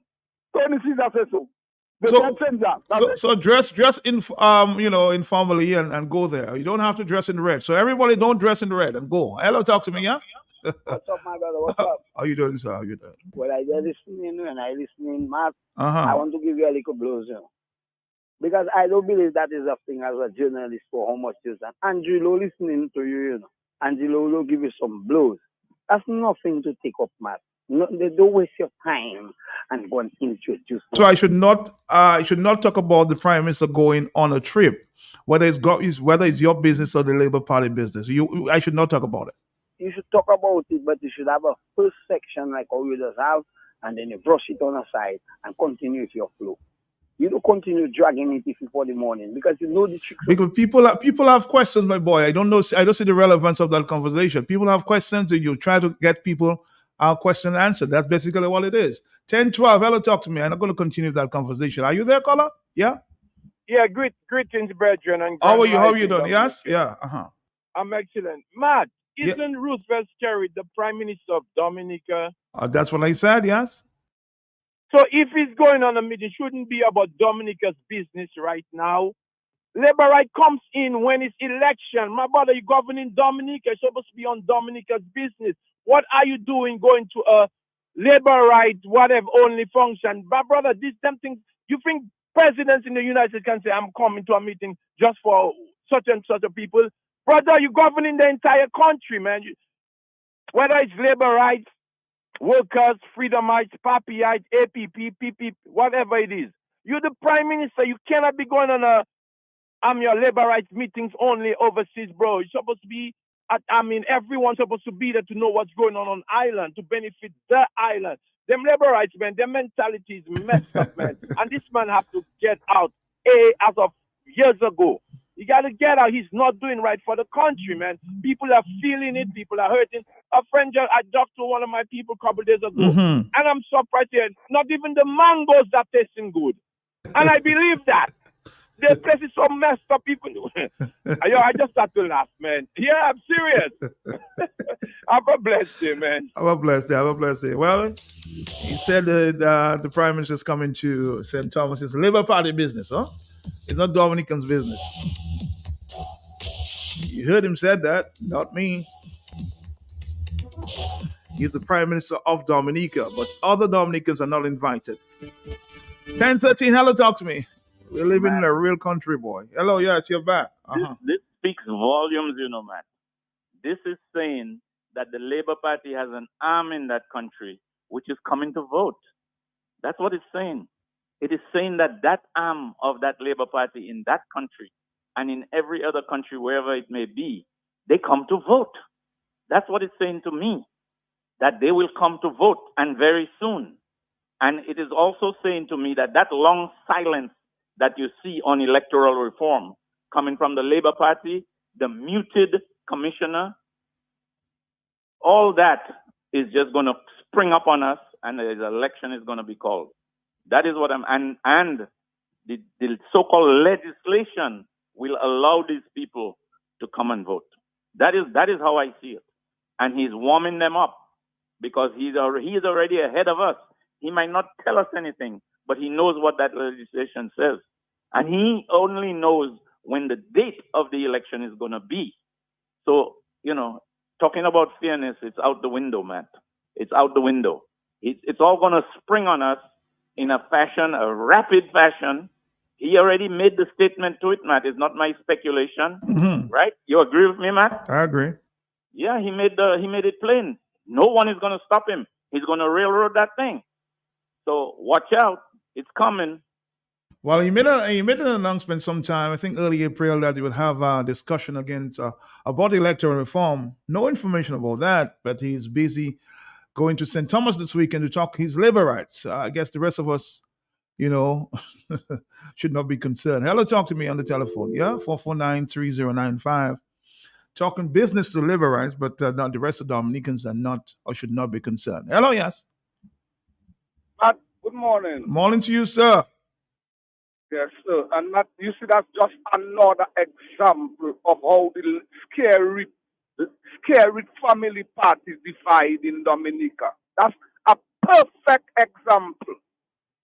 Lawa should know, when you are the prime minister, whether you go on a official visit, non-official visit, private visit. You are still the Prime Minister, Lawa. You should know that.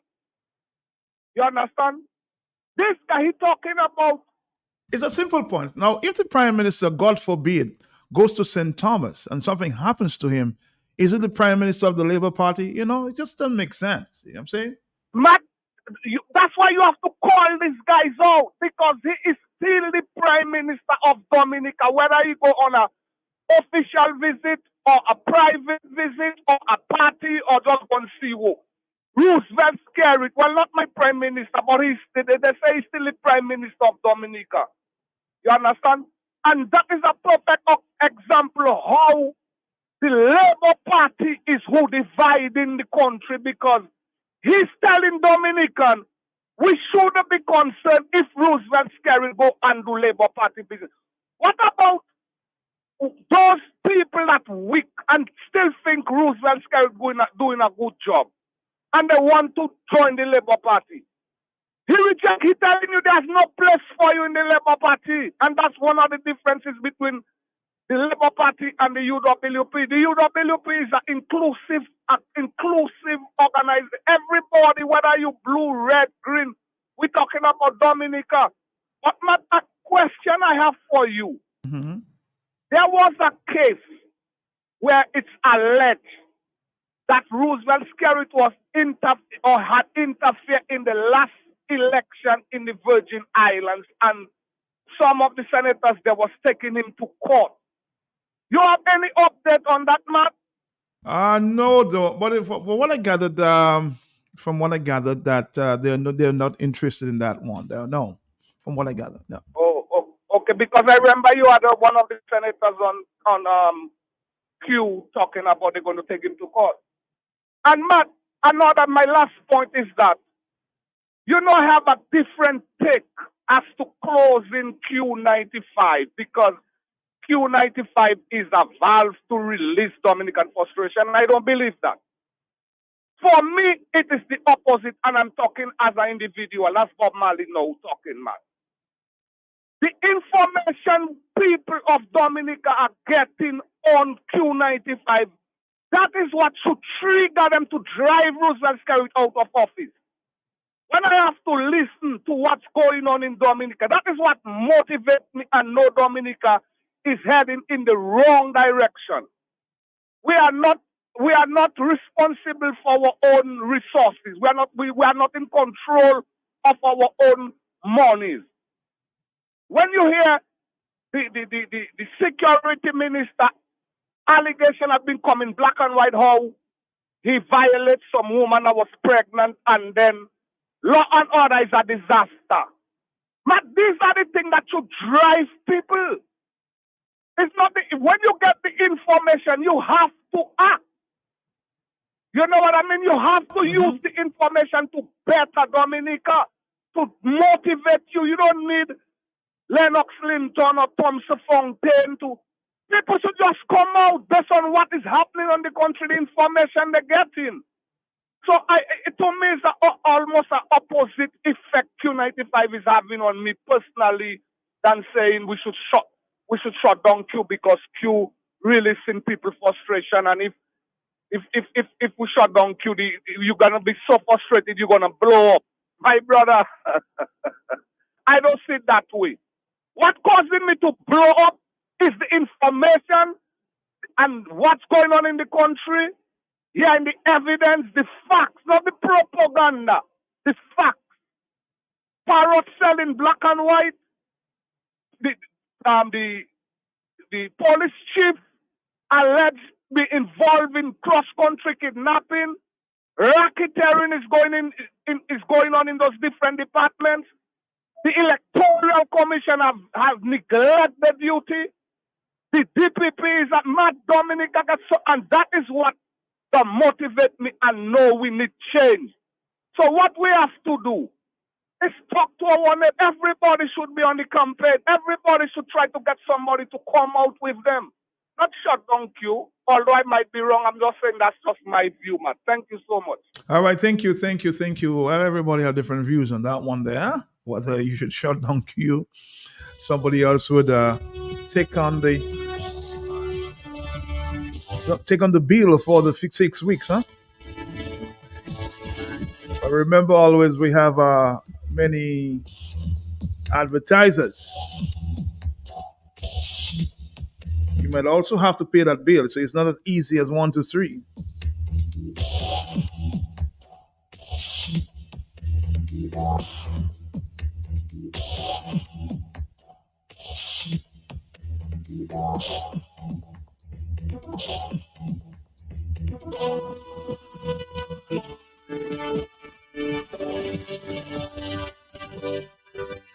Very interesting conversation there with Mr. Paul Alexander. Very, very interesting. On the telephone, it's 10:22, and somebody's asking, well, Labour Party is celebrating. There's a big activity taking place maybe next weekend in Dominica at the Windsor Park Stadium. But what are opposition parties doing? Is there an election to be called very soon? We have an election reform. A lot of things are happening that all antennas should be up at this time. Hello, talk to me, yes? Matt. You're my- back. this is my You're point. back. This is You're my back. final You're call. back, boy. My final call, Matt. Matt, somebody just said to me that you can change a party at any time. Is that true? You can change your party at any time. I don't understand. the Yeah, point. you could be a Labour right now and Yes, you can. tomorrow. You can be a Labour right this morning and change this afternoon. Yes, it's your Well, choice. Matt, let me send a clear message to the if very small but of great significance. If there is any other organizers for the Labour Party in Tortola, let me send them a clear message. The day that would happen, like it's going to happen in St. Thomas, Matt, I'm going to be a Labourite. You know what I'm going to do from today? I'm going to ask my son to buy me a red pants, my daughter buy me a red shirt, the other one buy me a red shoes, and Matt, I'm going to buy the tie. I'm going to take the, I'm not money, I'm going to take the... Take the ferry and go to St. Thomas, my boy. Okay. No, Matt, I won't go to St. Thomas. I'll be honest to you. But if that happens in Tortola, Matt, you'll see me all in red. I change politics, I change party on that day. I'm a Labourite that day. Trust me. Thank you, Matt. Hey, let's talk to me on the telephone. 10. Oh boy, what a morning it is. What a morning. You never know, when you leave home, what it's going to turn out to be.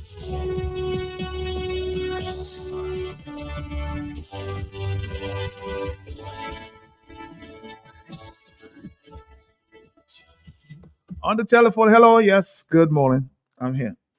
Good morning, Martha Belgian. How are you? How are you? Is that the brain?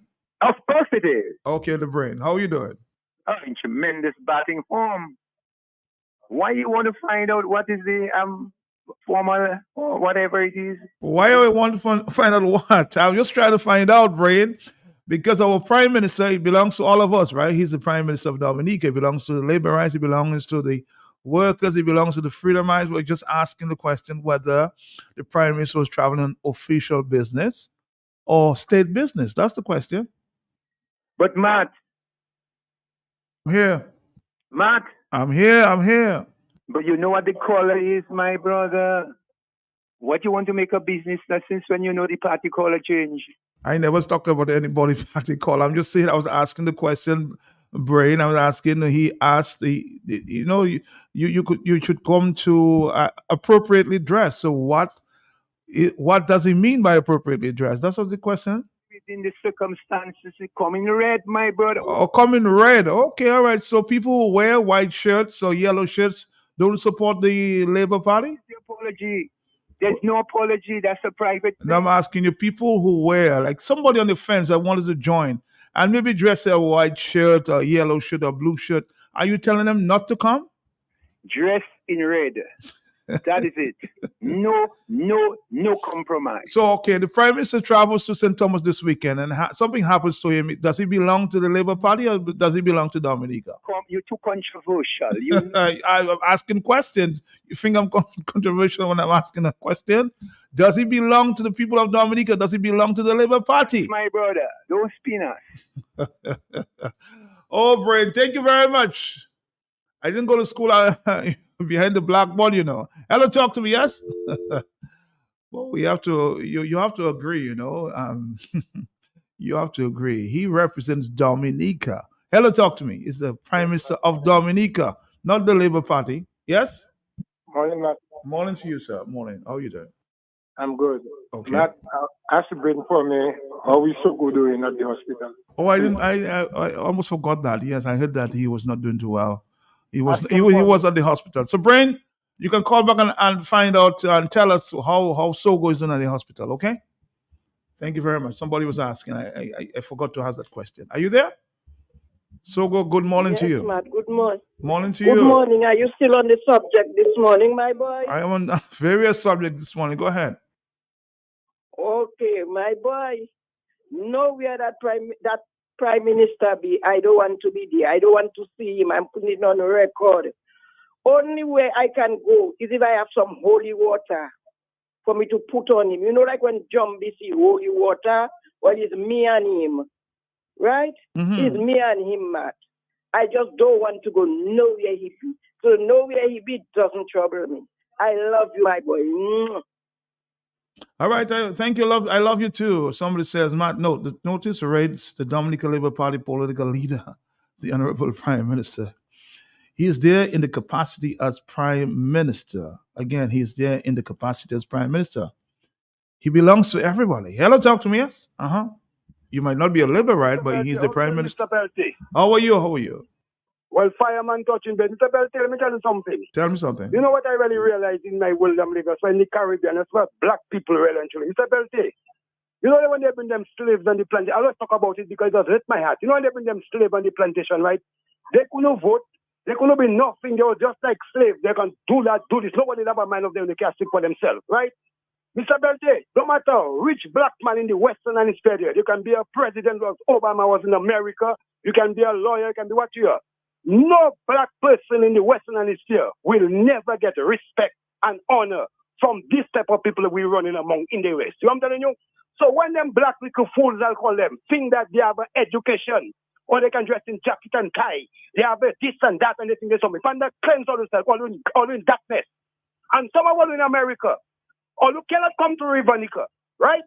Or you doing everything in America, all you have to do. But what are you staying and talk all you garbage? And come and see what happened in our country. And come and get the country of life. You know what I'm telling you? And Mr. McPelty, Roosevelt Skerrit, Honorable Roosevelt Skerrit, they call him World Boss. He's the Prime Minister of Rivanica, also Dominica. And he's the Prime Minister of anybody who claims to be a Rivanica or a Dominican person, right? So when you look at darkness in the dark world, cleaning them white man shit, looking for being something and being center of attraction.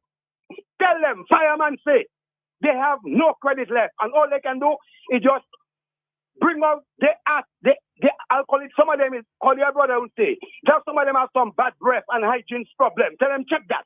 Mr. Peltier, keep the fire blazing. Tell them, this is my country. And I don't bring no crack, no cooking, no malice in my country. I want love and respect. Because when I will tell Mr. Peltier, if you have a football team and I have a football team, Mr. Peltier, I don't want you to sponsor the block, you know. I want them to help you because at the end of the day, we have to keep it real. One in the playing field, I have a problem with you on the field. So I don't block your resources. What happened in my country?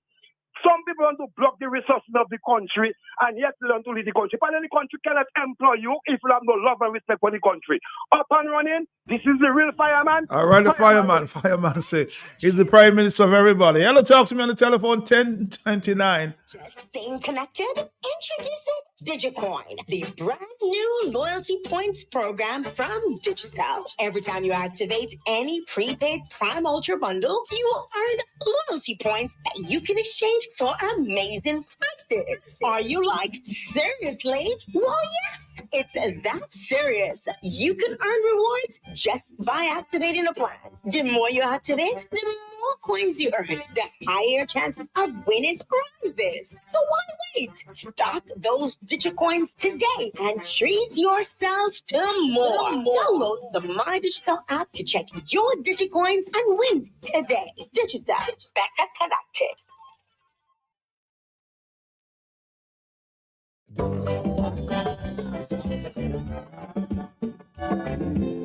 The House of Nyabingi, the University of the Western States Open Campus, the Cultural Division, and the Dominica Reparations Committee present Africa Day Celebrations 2024.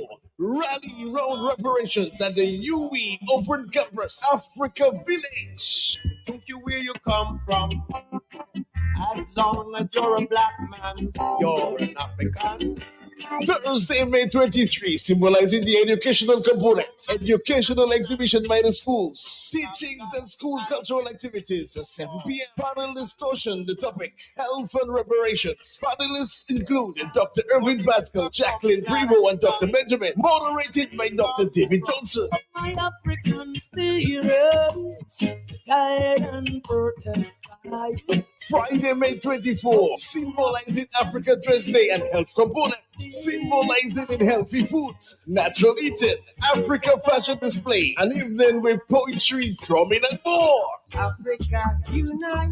Saturday, May 25th, Africa Day, symbolizing the spiritual, cultural component. Africa Day Rally, tribute to cultural icon Rasmo. Award ceremony, recognition to Mama Nats for her enduring contribution to Africa health consciousness. Caribbean link up with addresses. The Gathering for Unity for Reparation. Artists, music, poetry, drumming, celebration.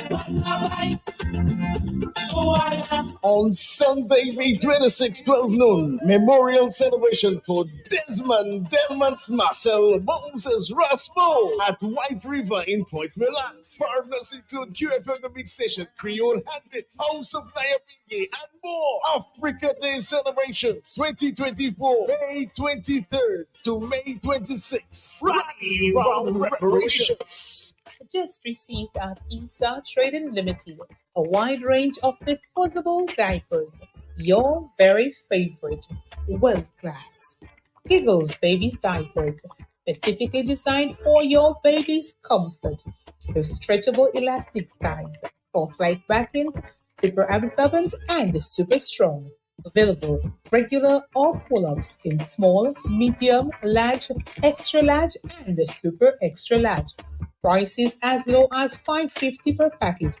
Yes, you heard right. A packet of Giggles baby diapers for as low as $5 and plus Giggles baby wipes, 72 pack, only $3.95. 100 pack, only $5.95. And when it comes to adult diapers, ESA Trading Limited also has you covered. Giggles brand of adult diapers, super comfort, super absorbing, and super strength. Available in small, medium, large, and extra large, regular or pull-ups, and prices as low as $13.95 per packet. And keep the beds from getting soiled with underpads, starting at $9.95 per packet. Also receive the First Lady Ultra Sanitary Napkins in regular, night, and long, only $4.95. Giggles brand of baby diapers and adult diapers and more. Available at the new and improved ESA Trading Limited at the corner of the Bayfront and Kennedy Avenue, Roseau and Kinfield Industrial Site. ESA Trading Limited, making a difference for you.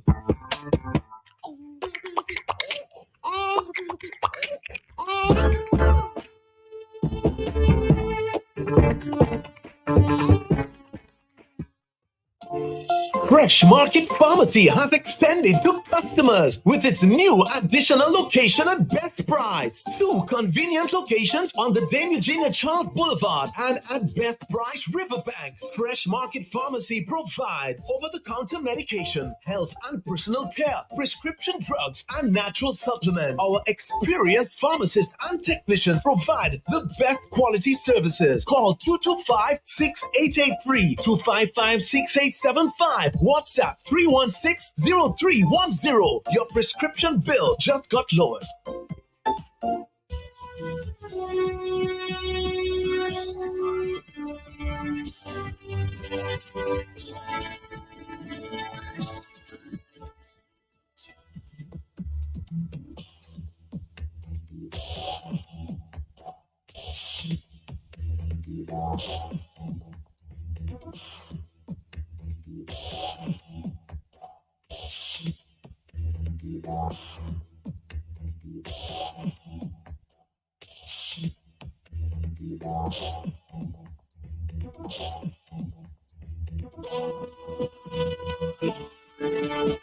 Hello, talk to me on the telephone. It's 10:36. Are you there? Sorry, we missed that call. We have to call, get another call. Are you there, telephone? Yes? Good afternoon or good morning. Sorry. Are you there, caller? Caller, are you there? Oh boy. More telephone calls. Hello, talk to me. Hey, Matt. Does the Prime Minister of Dominica have two passports? When I don't know how many passports he has, but I know he has a Okay. Dominican passport. You remember some years ago, a former minister and a friend were traveling. One had a diplomatic passport and one didn't have. And the diplomatic passport saved the minister from getting arrested while the other was arrested. I remember that, yes. Good. So when the Prime Minister goes off tomorrow or whenever on his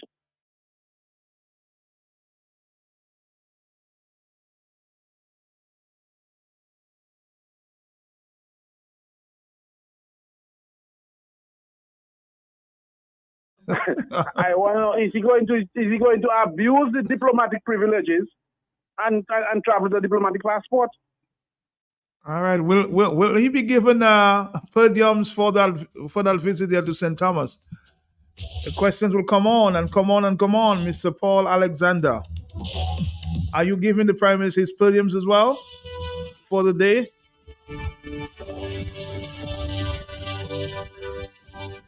Mr. Alexander, you have to start thinking. Hello, talk to me. Will you pay him his per diems for the day or the weekend? Hello, yes?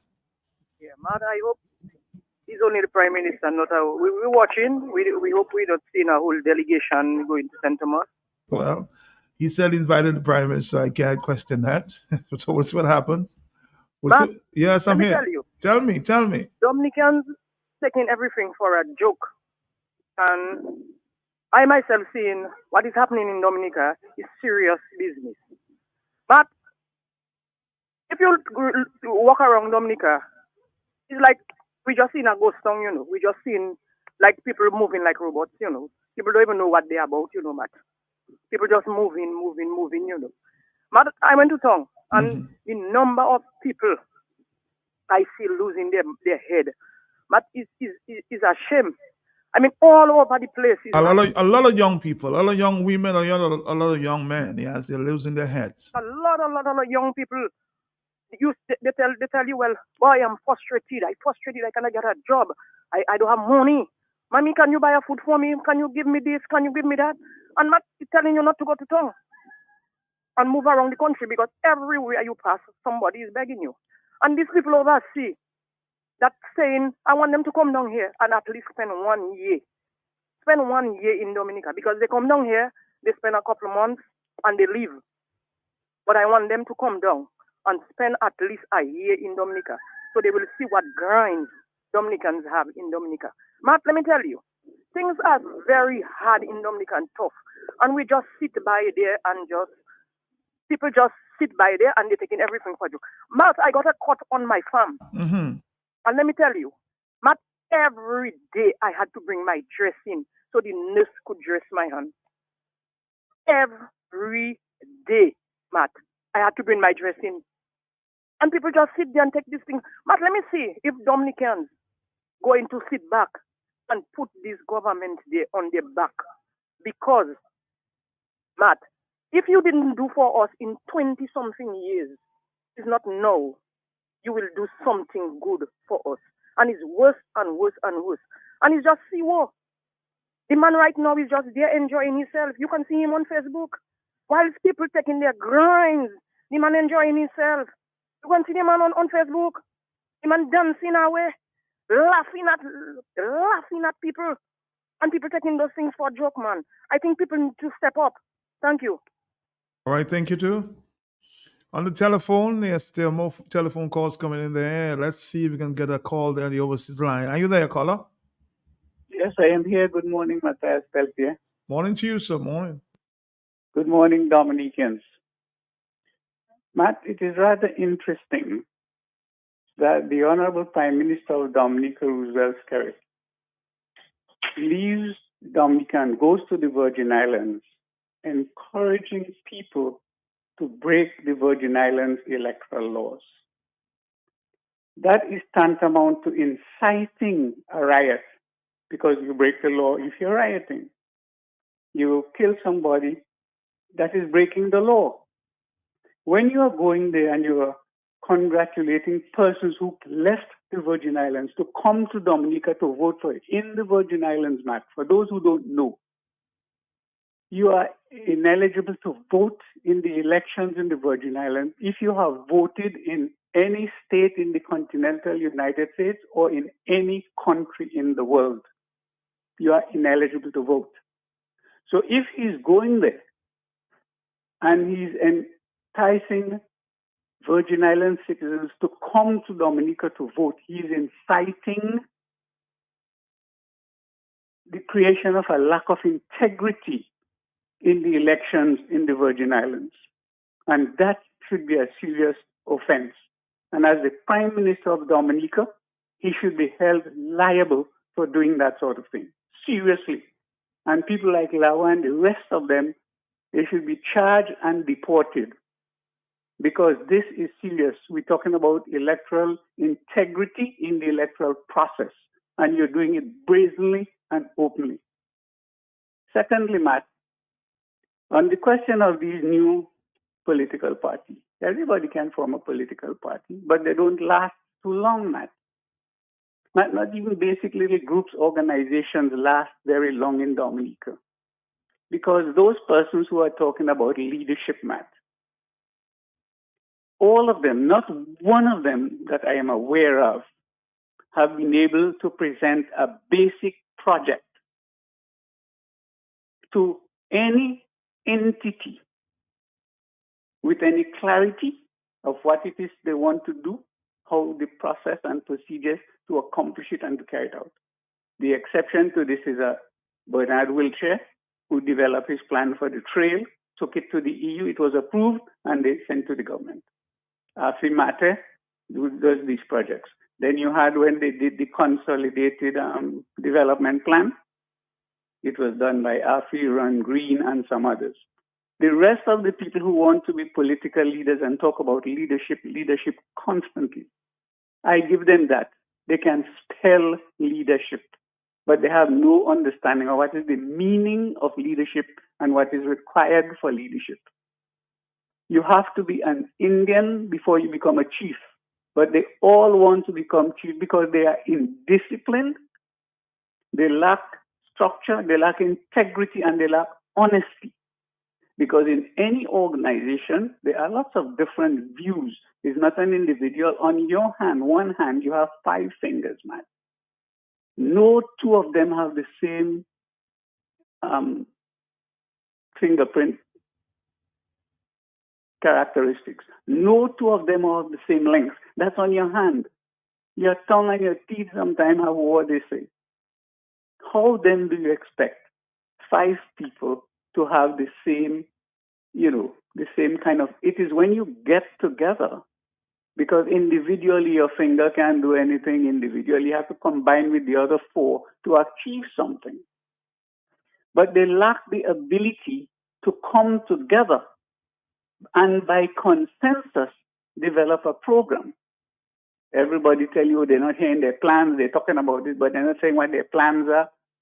How many times have I heard UWP develop their plans? They're on the web. You can go see it anytime you want. It is because some of us are lazy. We don't like to read. We don't like anything that has an explanation to anything. They want to follow this 30-second sound bite in everything. That is why a lot of our students nowadays do not have depth.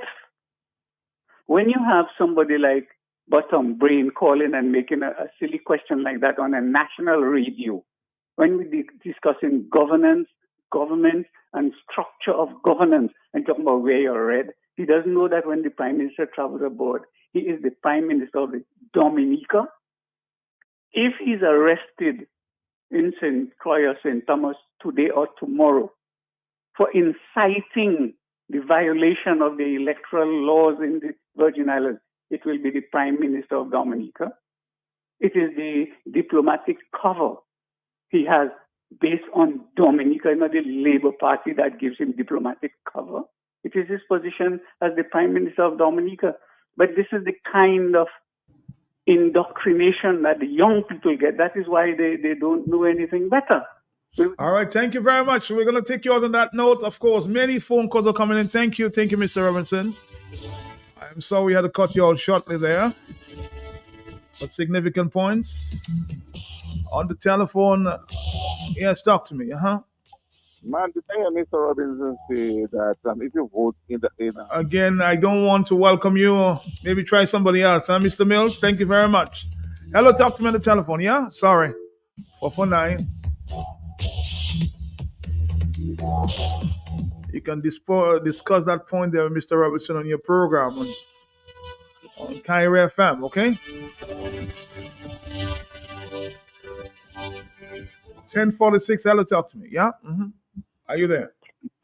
Hello, good morning, Mr. Matt Peltier again. How are you, sir?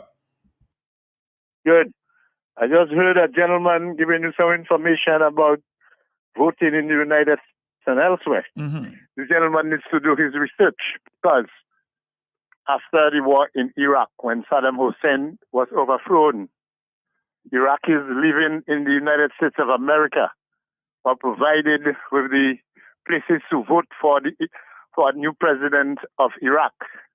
They do not have to go back to Iraq to vote. They make it possible for them to stay in America and cast their vote for who they want to be president of Iraq. Also, if you go on the internet and you Google Ibrahim versus Rusk, Ibrahim was a citizen of the United States naturalized. He went to Israel to cast a vote, and he voted in the United States also. When he returned, they took him to court and tried to take his citizenship from him. And the judges ruled that he had a right to go to Israel and vote, even though he voted in America, because American citizens have dual citizenship. And it's not illegal to vote in America and then go in vote in another country. American law says you cannot vote in two jurisdictions, which means you cannot vote two places at the same time, vote Miami and vote Florida, vote St. Thomas and vote St. Croix.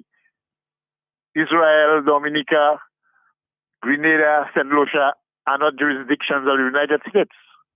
So there is no law or no rule or regulation preventing somebody from voting in the U.S. and going elsewhere and vote. That's not a jurisdiction of the United States of America. So if you don't want to believe what I'm saying, you can go to the internet and you can Google a case, Ibrahim versus Rusk. And also in St. Thomas, U.S. Virgin Islands, when a presidential election is happening in Santo Domingo, the people from Santo Domingo who live in St. Thomas, they organize motorcades and they campaign for the candidate of their choice. And the government of the Virgin Islands give them schools and areas where they can cast their votes, and the votes are mailed to Santo Domingo. So this thing, what this gentleman was saying, is totally wrong. We'll have to do a little more research on that one. 10:49 is the morning time. Hello, talk to me, yes? Call, are you there? How are you? I'm all right. The scripture says, the eyes of God sits upon his throne.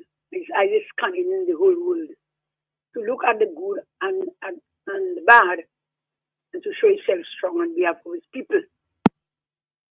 What's wrong? What went wrong with your phone? I'm so sorry. Try calling back. Okay, thank you very much. For some reason, your phone got cut off. I don't know what went wrong. Okay.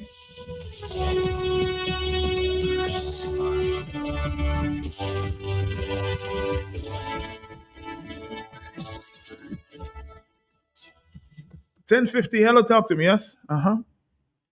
Good morning, Mr. Peltier. How are you, sir? Not bad, thank you, sir. I'm mourning for the people of Dominica because they are in a political coma, and when are they going to get up from that coma? I doubt they'll ever get up from it. Every time this guy goes out, no matter where he goes to Europe, the Middle East, China, you know how many hundreds of dollars that goes into his pocket? That man is the richest prime minister in the Caribbean, maybe in most parts of the world. And then Dominicans adore him. I heard a lady saying she had to go to the hospital and she had to bring her own dressing to go on her own. Yet the man went on the political platform and told the people that he have insurance, what have you got? And they were clapping.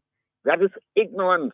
You bragging you have insurance and your people that you're supposed to be representing doesn't even have insurance. They have to bring their medication out of hospital, and those people tell me they love that guy. I can't feel sorry for my people, you know. I really cannot feel sorry for them because they don't feel sorry for themselves. God have mercy upon them. Not said, according to the guy. Not said. Thank you very much, Dominica. 449-30-3095-96 and 97. Let's see if we can take a phone call. Are you there? Yeah. Good morning, Matt. How are you? I'm good. Matt, I just called because my brother called and just making my head just hit me sometimes. This guy, Selassie, I son, your neighbor. Who's that? You know, Matt, my brother raised up in a place where he used to do huckstering, Matt. Huckstering. And you know that young man, they had his own football team, Matt.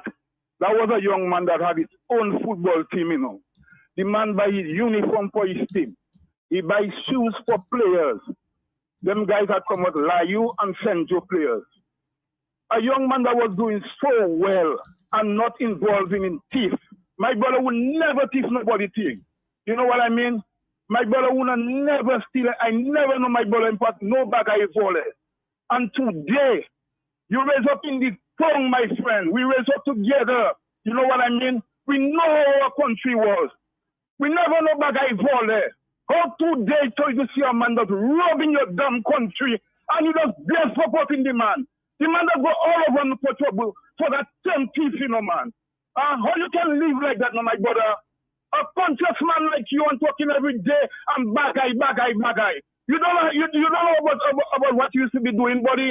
You know the love you have for people. You never involved in thief, boy. You just hurt my feeling, boy. When you're on the radio, let's come in and praise a man that's stealing the country wealth, boy. Have people suffering and hungry in Dominica, boy. You don't have no heart, boy. You're a Rasta man. A man like to do so damn good and not doing good now. You're not doing good right now compared to how you damn used to do. And try to be on the radio station that praising a Stockway ball there. But now you just Go easy. No personal attacks right now, okay? All right, let's do this one there from the first store. I feel your pain, but try not to attack personally, okay? I didn't vote for that. Oh God, we didn't vote for that. I've got to go now. And still we democracy. No, don't divide our country and destroy we unity. No.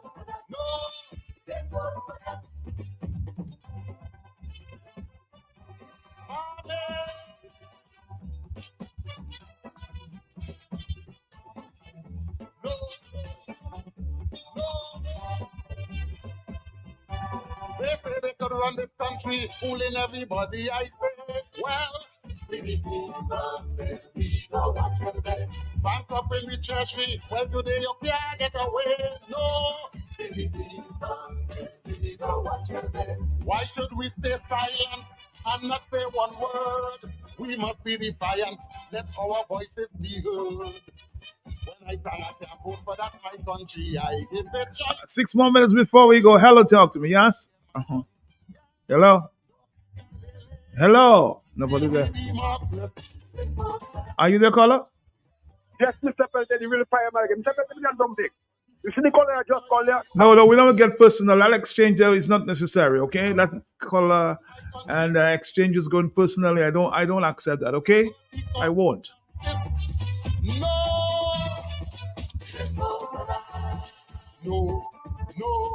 10:55. Hello, talk to me, yeah? Hello.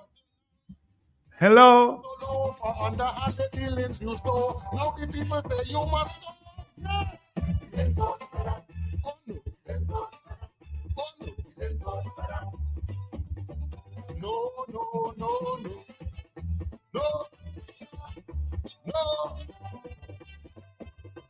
You taking care of your family and all your friends, we say. At 10:55. Hello, yes? Are you there, caller? Caller, are you there? Hello, talk to me, yes? Hello. Yeah, Matt. How you doing? He's going to St. Thomas. He's on a campaign drive. because the campaign is on. Mm-hmm. As far as we can see, 2 bags of fertilizer at 7 o'clock in the night, and distributing handouts and little package, little bags, having little shows, dancing and all those nonsense there is a form of campaign. So people must keep their eyes open. It's campaign that starts. So when you hear they say they're going to St. Thomas, it's to bring the group back together, to know how much people that can leave the Virgin Islands and come down and vote and all those nonsense. People in Dominica must open their eyes and don't let that government fool them anymore, because we suffer too much in 20-something years. People must have their eyes out. Thank you. Why did you let us see thousands of innocent black brothers taken up and sent to jail under your state of emergency? Tell me. Oh, no. We didn't vote for that. Oh, no. We didn't vote for that. We have spoken enough. We have spoken enough. It is now time for action. We need electoral reform. These are not the fall election now. Corruption and crime is the order of the day. Where's all the chunk of electoral reform? The unemployment so high, nurses and teachers going away. You promised it. Somebody says the economic summit has scary trembling. But will the people of Dominica allow another election without reform? Just a question, huh?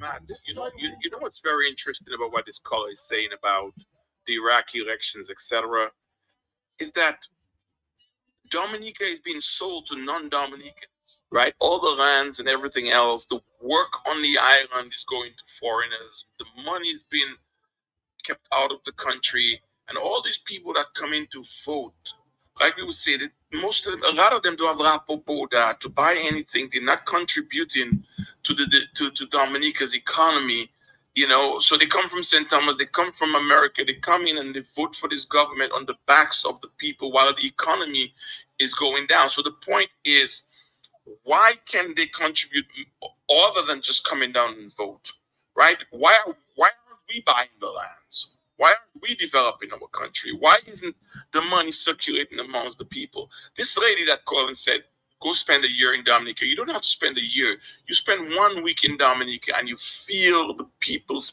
pain. You see the poverty. Like I said before, it's palpable. So that is the discussion, is what does it take for Dominican diasporans to come in and productively move their country forward, instead of just coming in and casting a vote and going back because the government pays your way to go home. There has to be more to it than that. So to compare it to other countries and things like that is one way of looking at it. But again, look at what the economy of Dominica, and look at who's making money in Dominica. The money is being made in Dominica by foreigners and being shipped out. Dominica is in a severe state of poverty.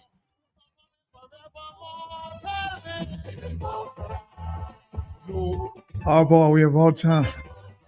Wrap up time at this point. Why did you let us see thousands of innocent black brothers taken up and sent We are under your state of emergency? about to receive some sad news at this time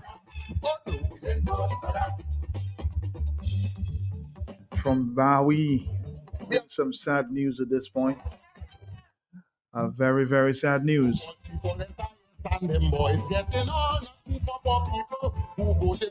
I'm just receiving information there from an informed source who just reported to me that prominent farmer Mr. Cuthbert Vidal of Salisbury may have passed suddenly. Why did you let us see thousands of innocent black brothers taken up and sent to jail under your state of emergency. We do apologize for those of you who are receiving the news at this time and extend sympathies. Again, I just received news there.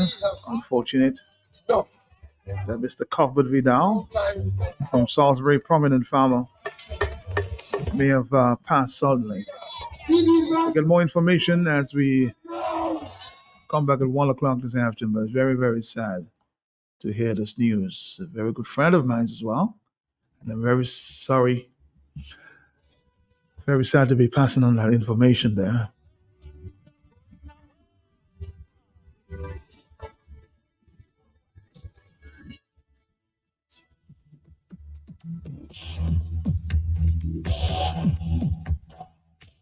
Again, just information being received there. That prominent farmer, Mr. Cuthbert Vidal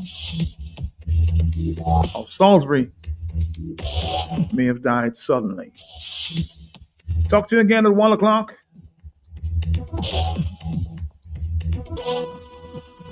The Talk on the Block. See you then.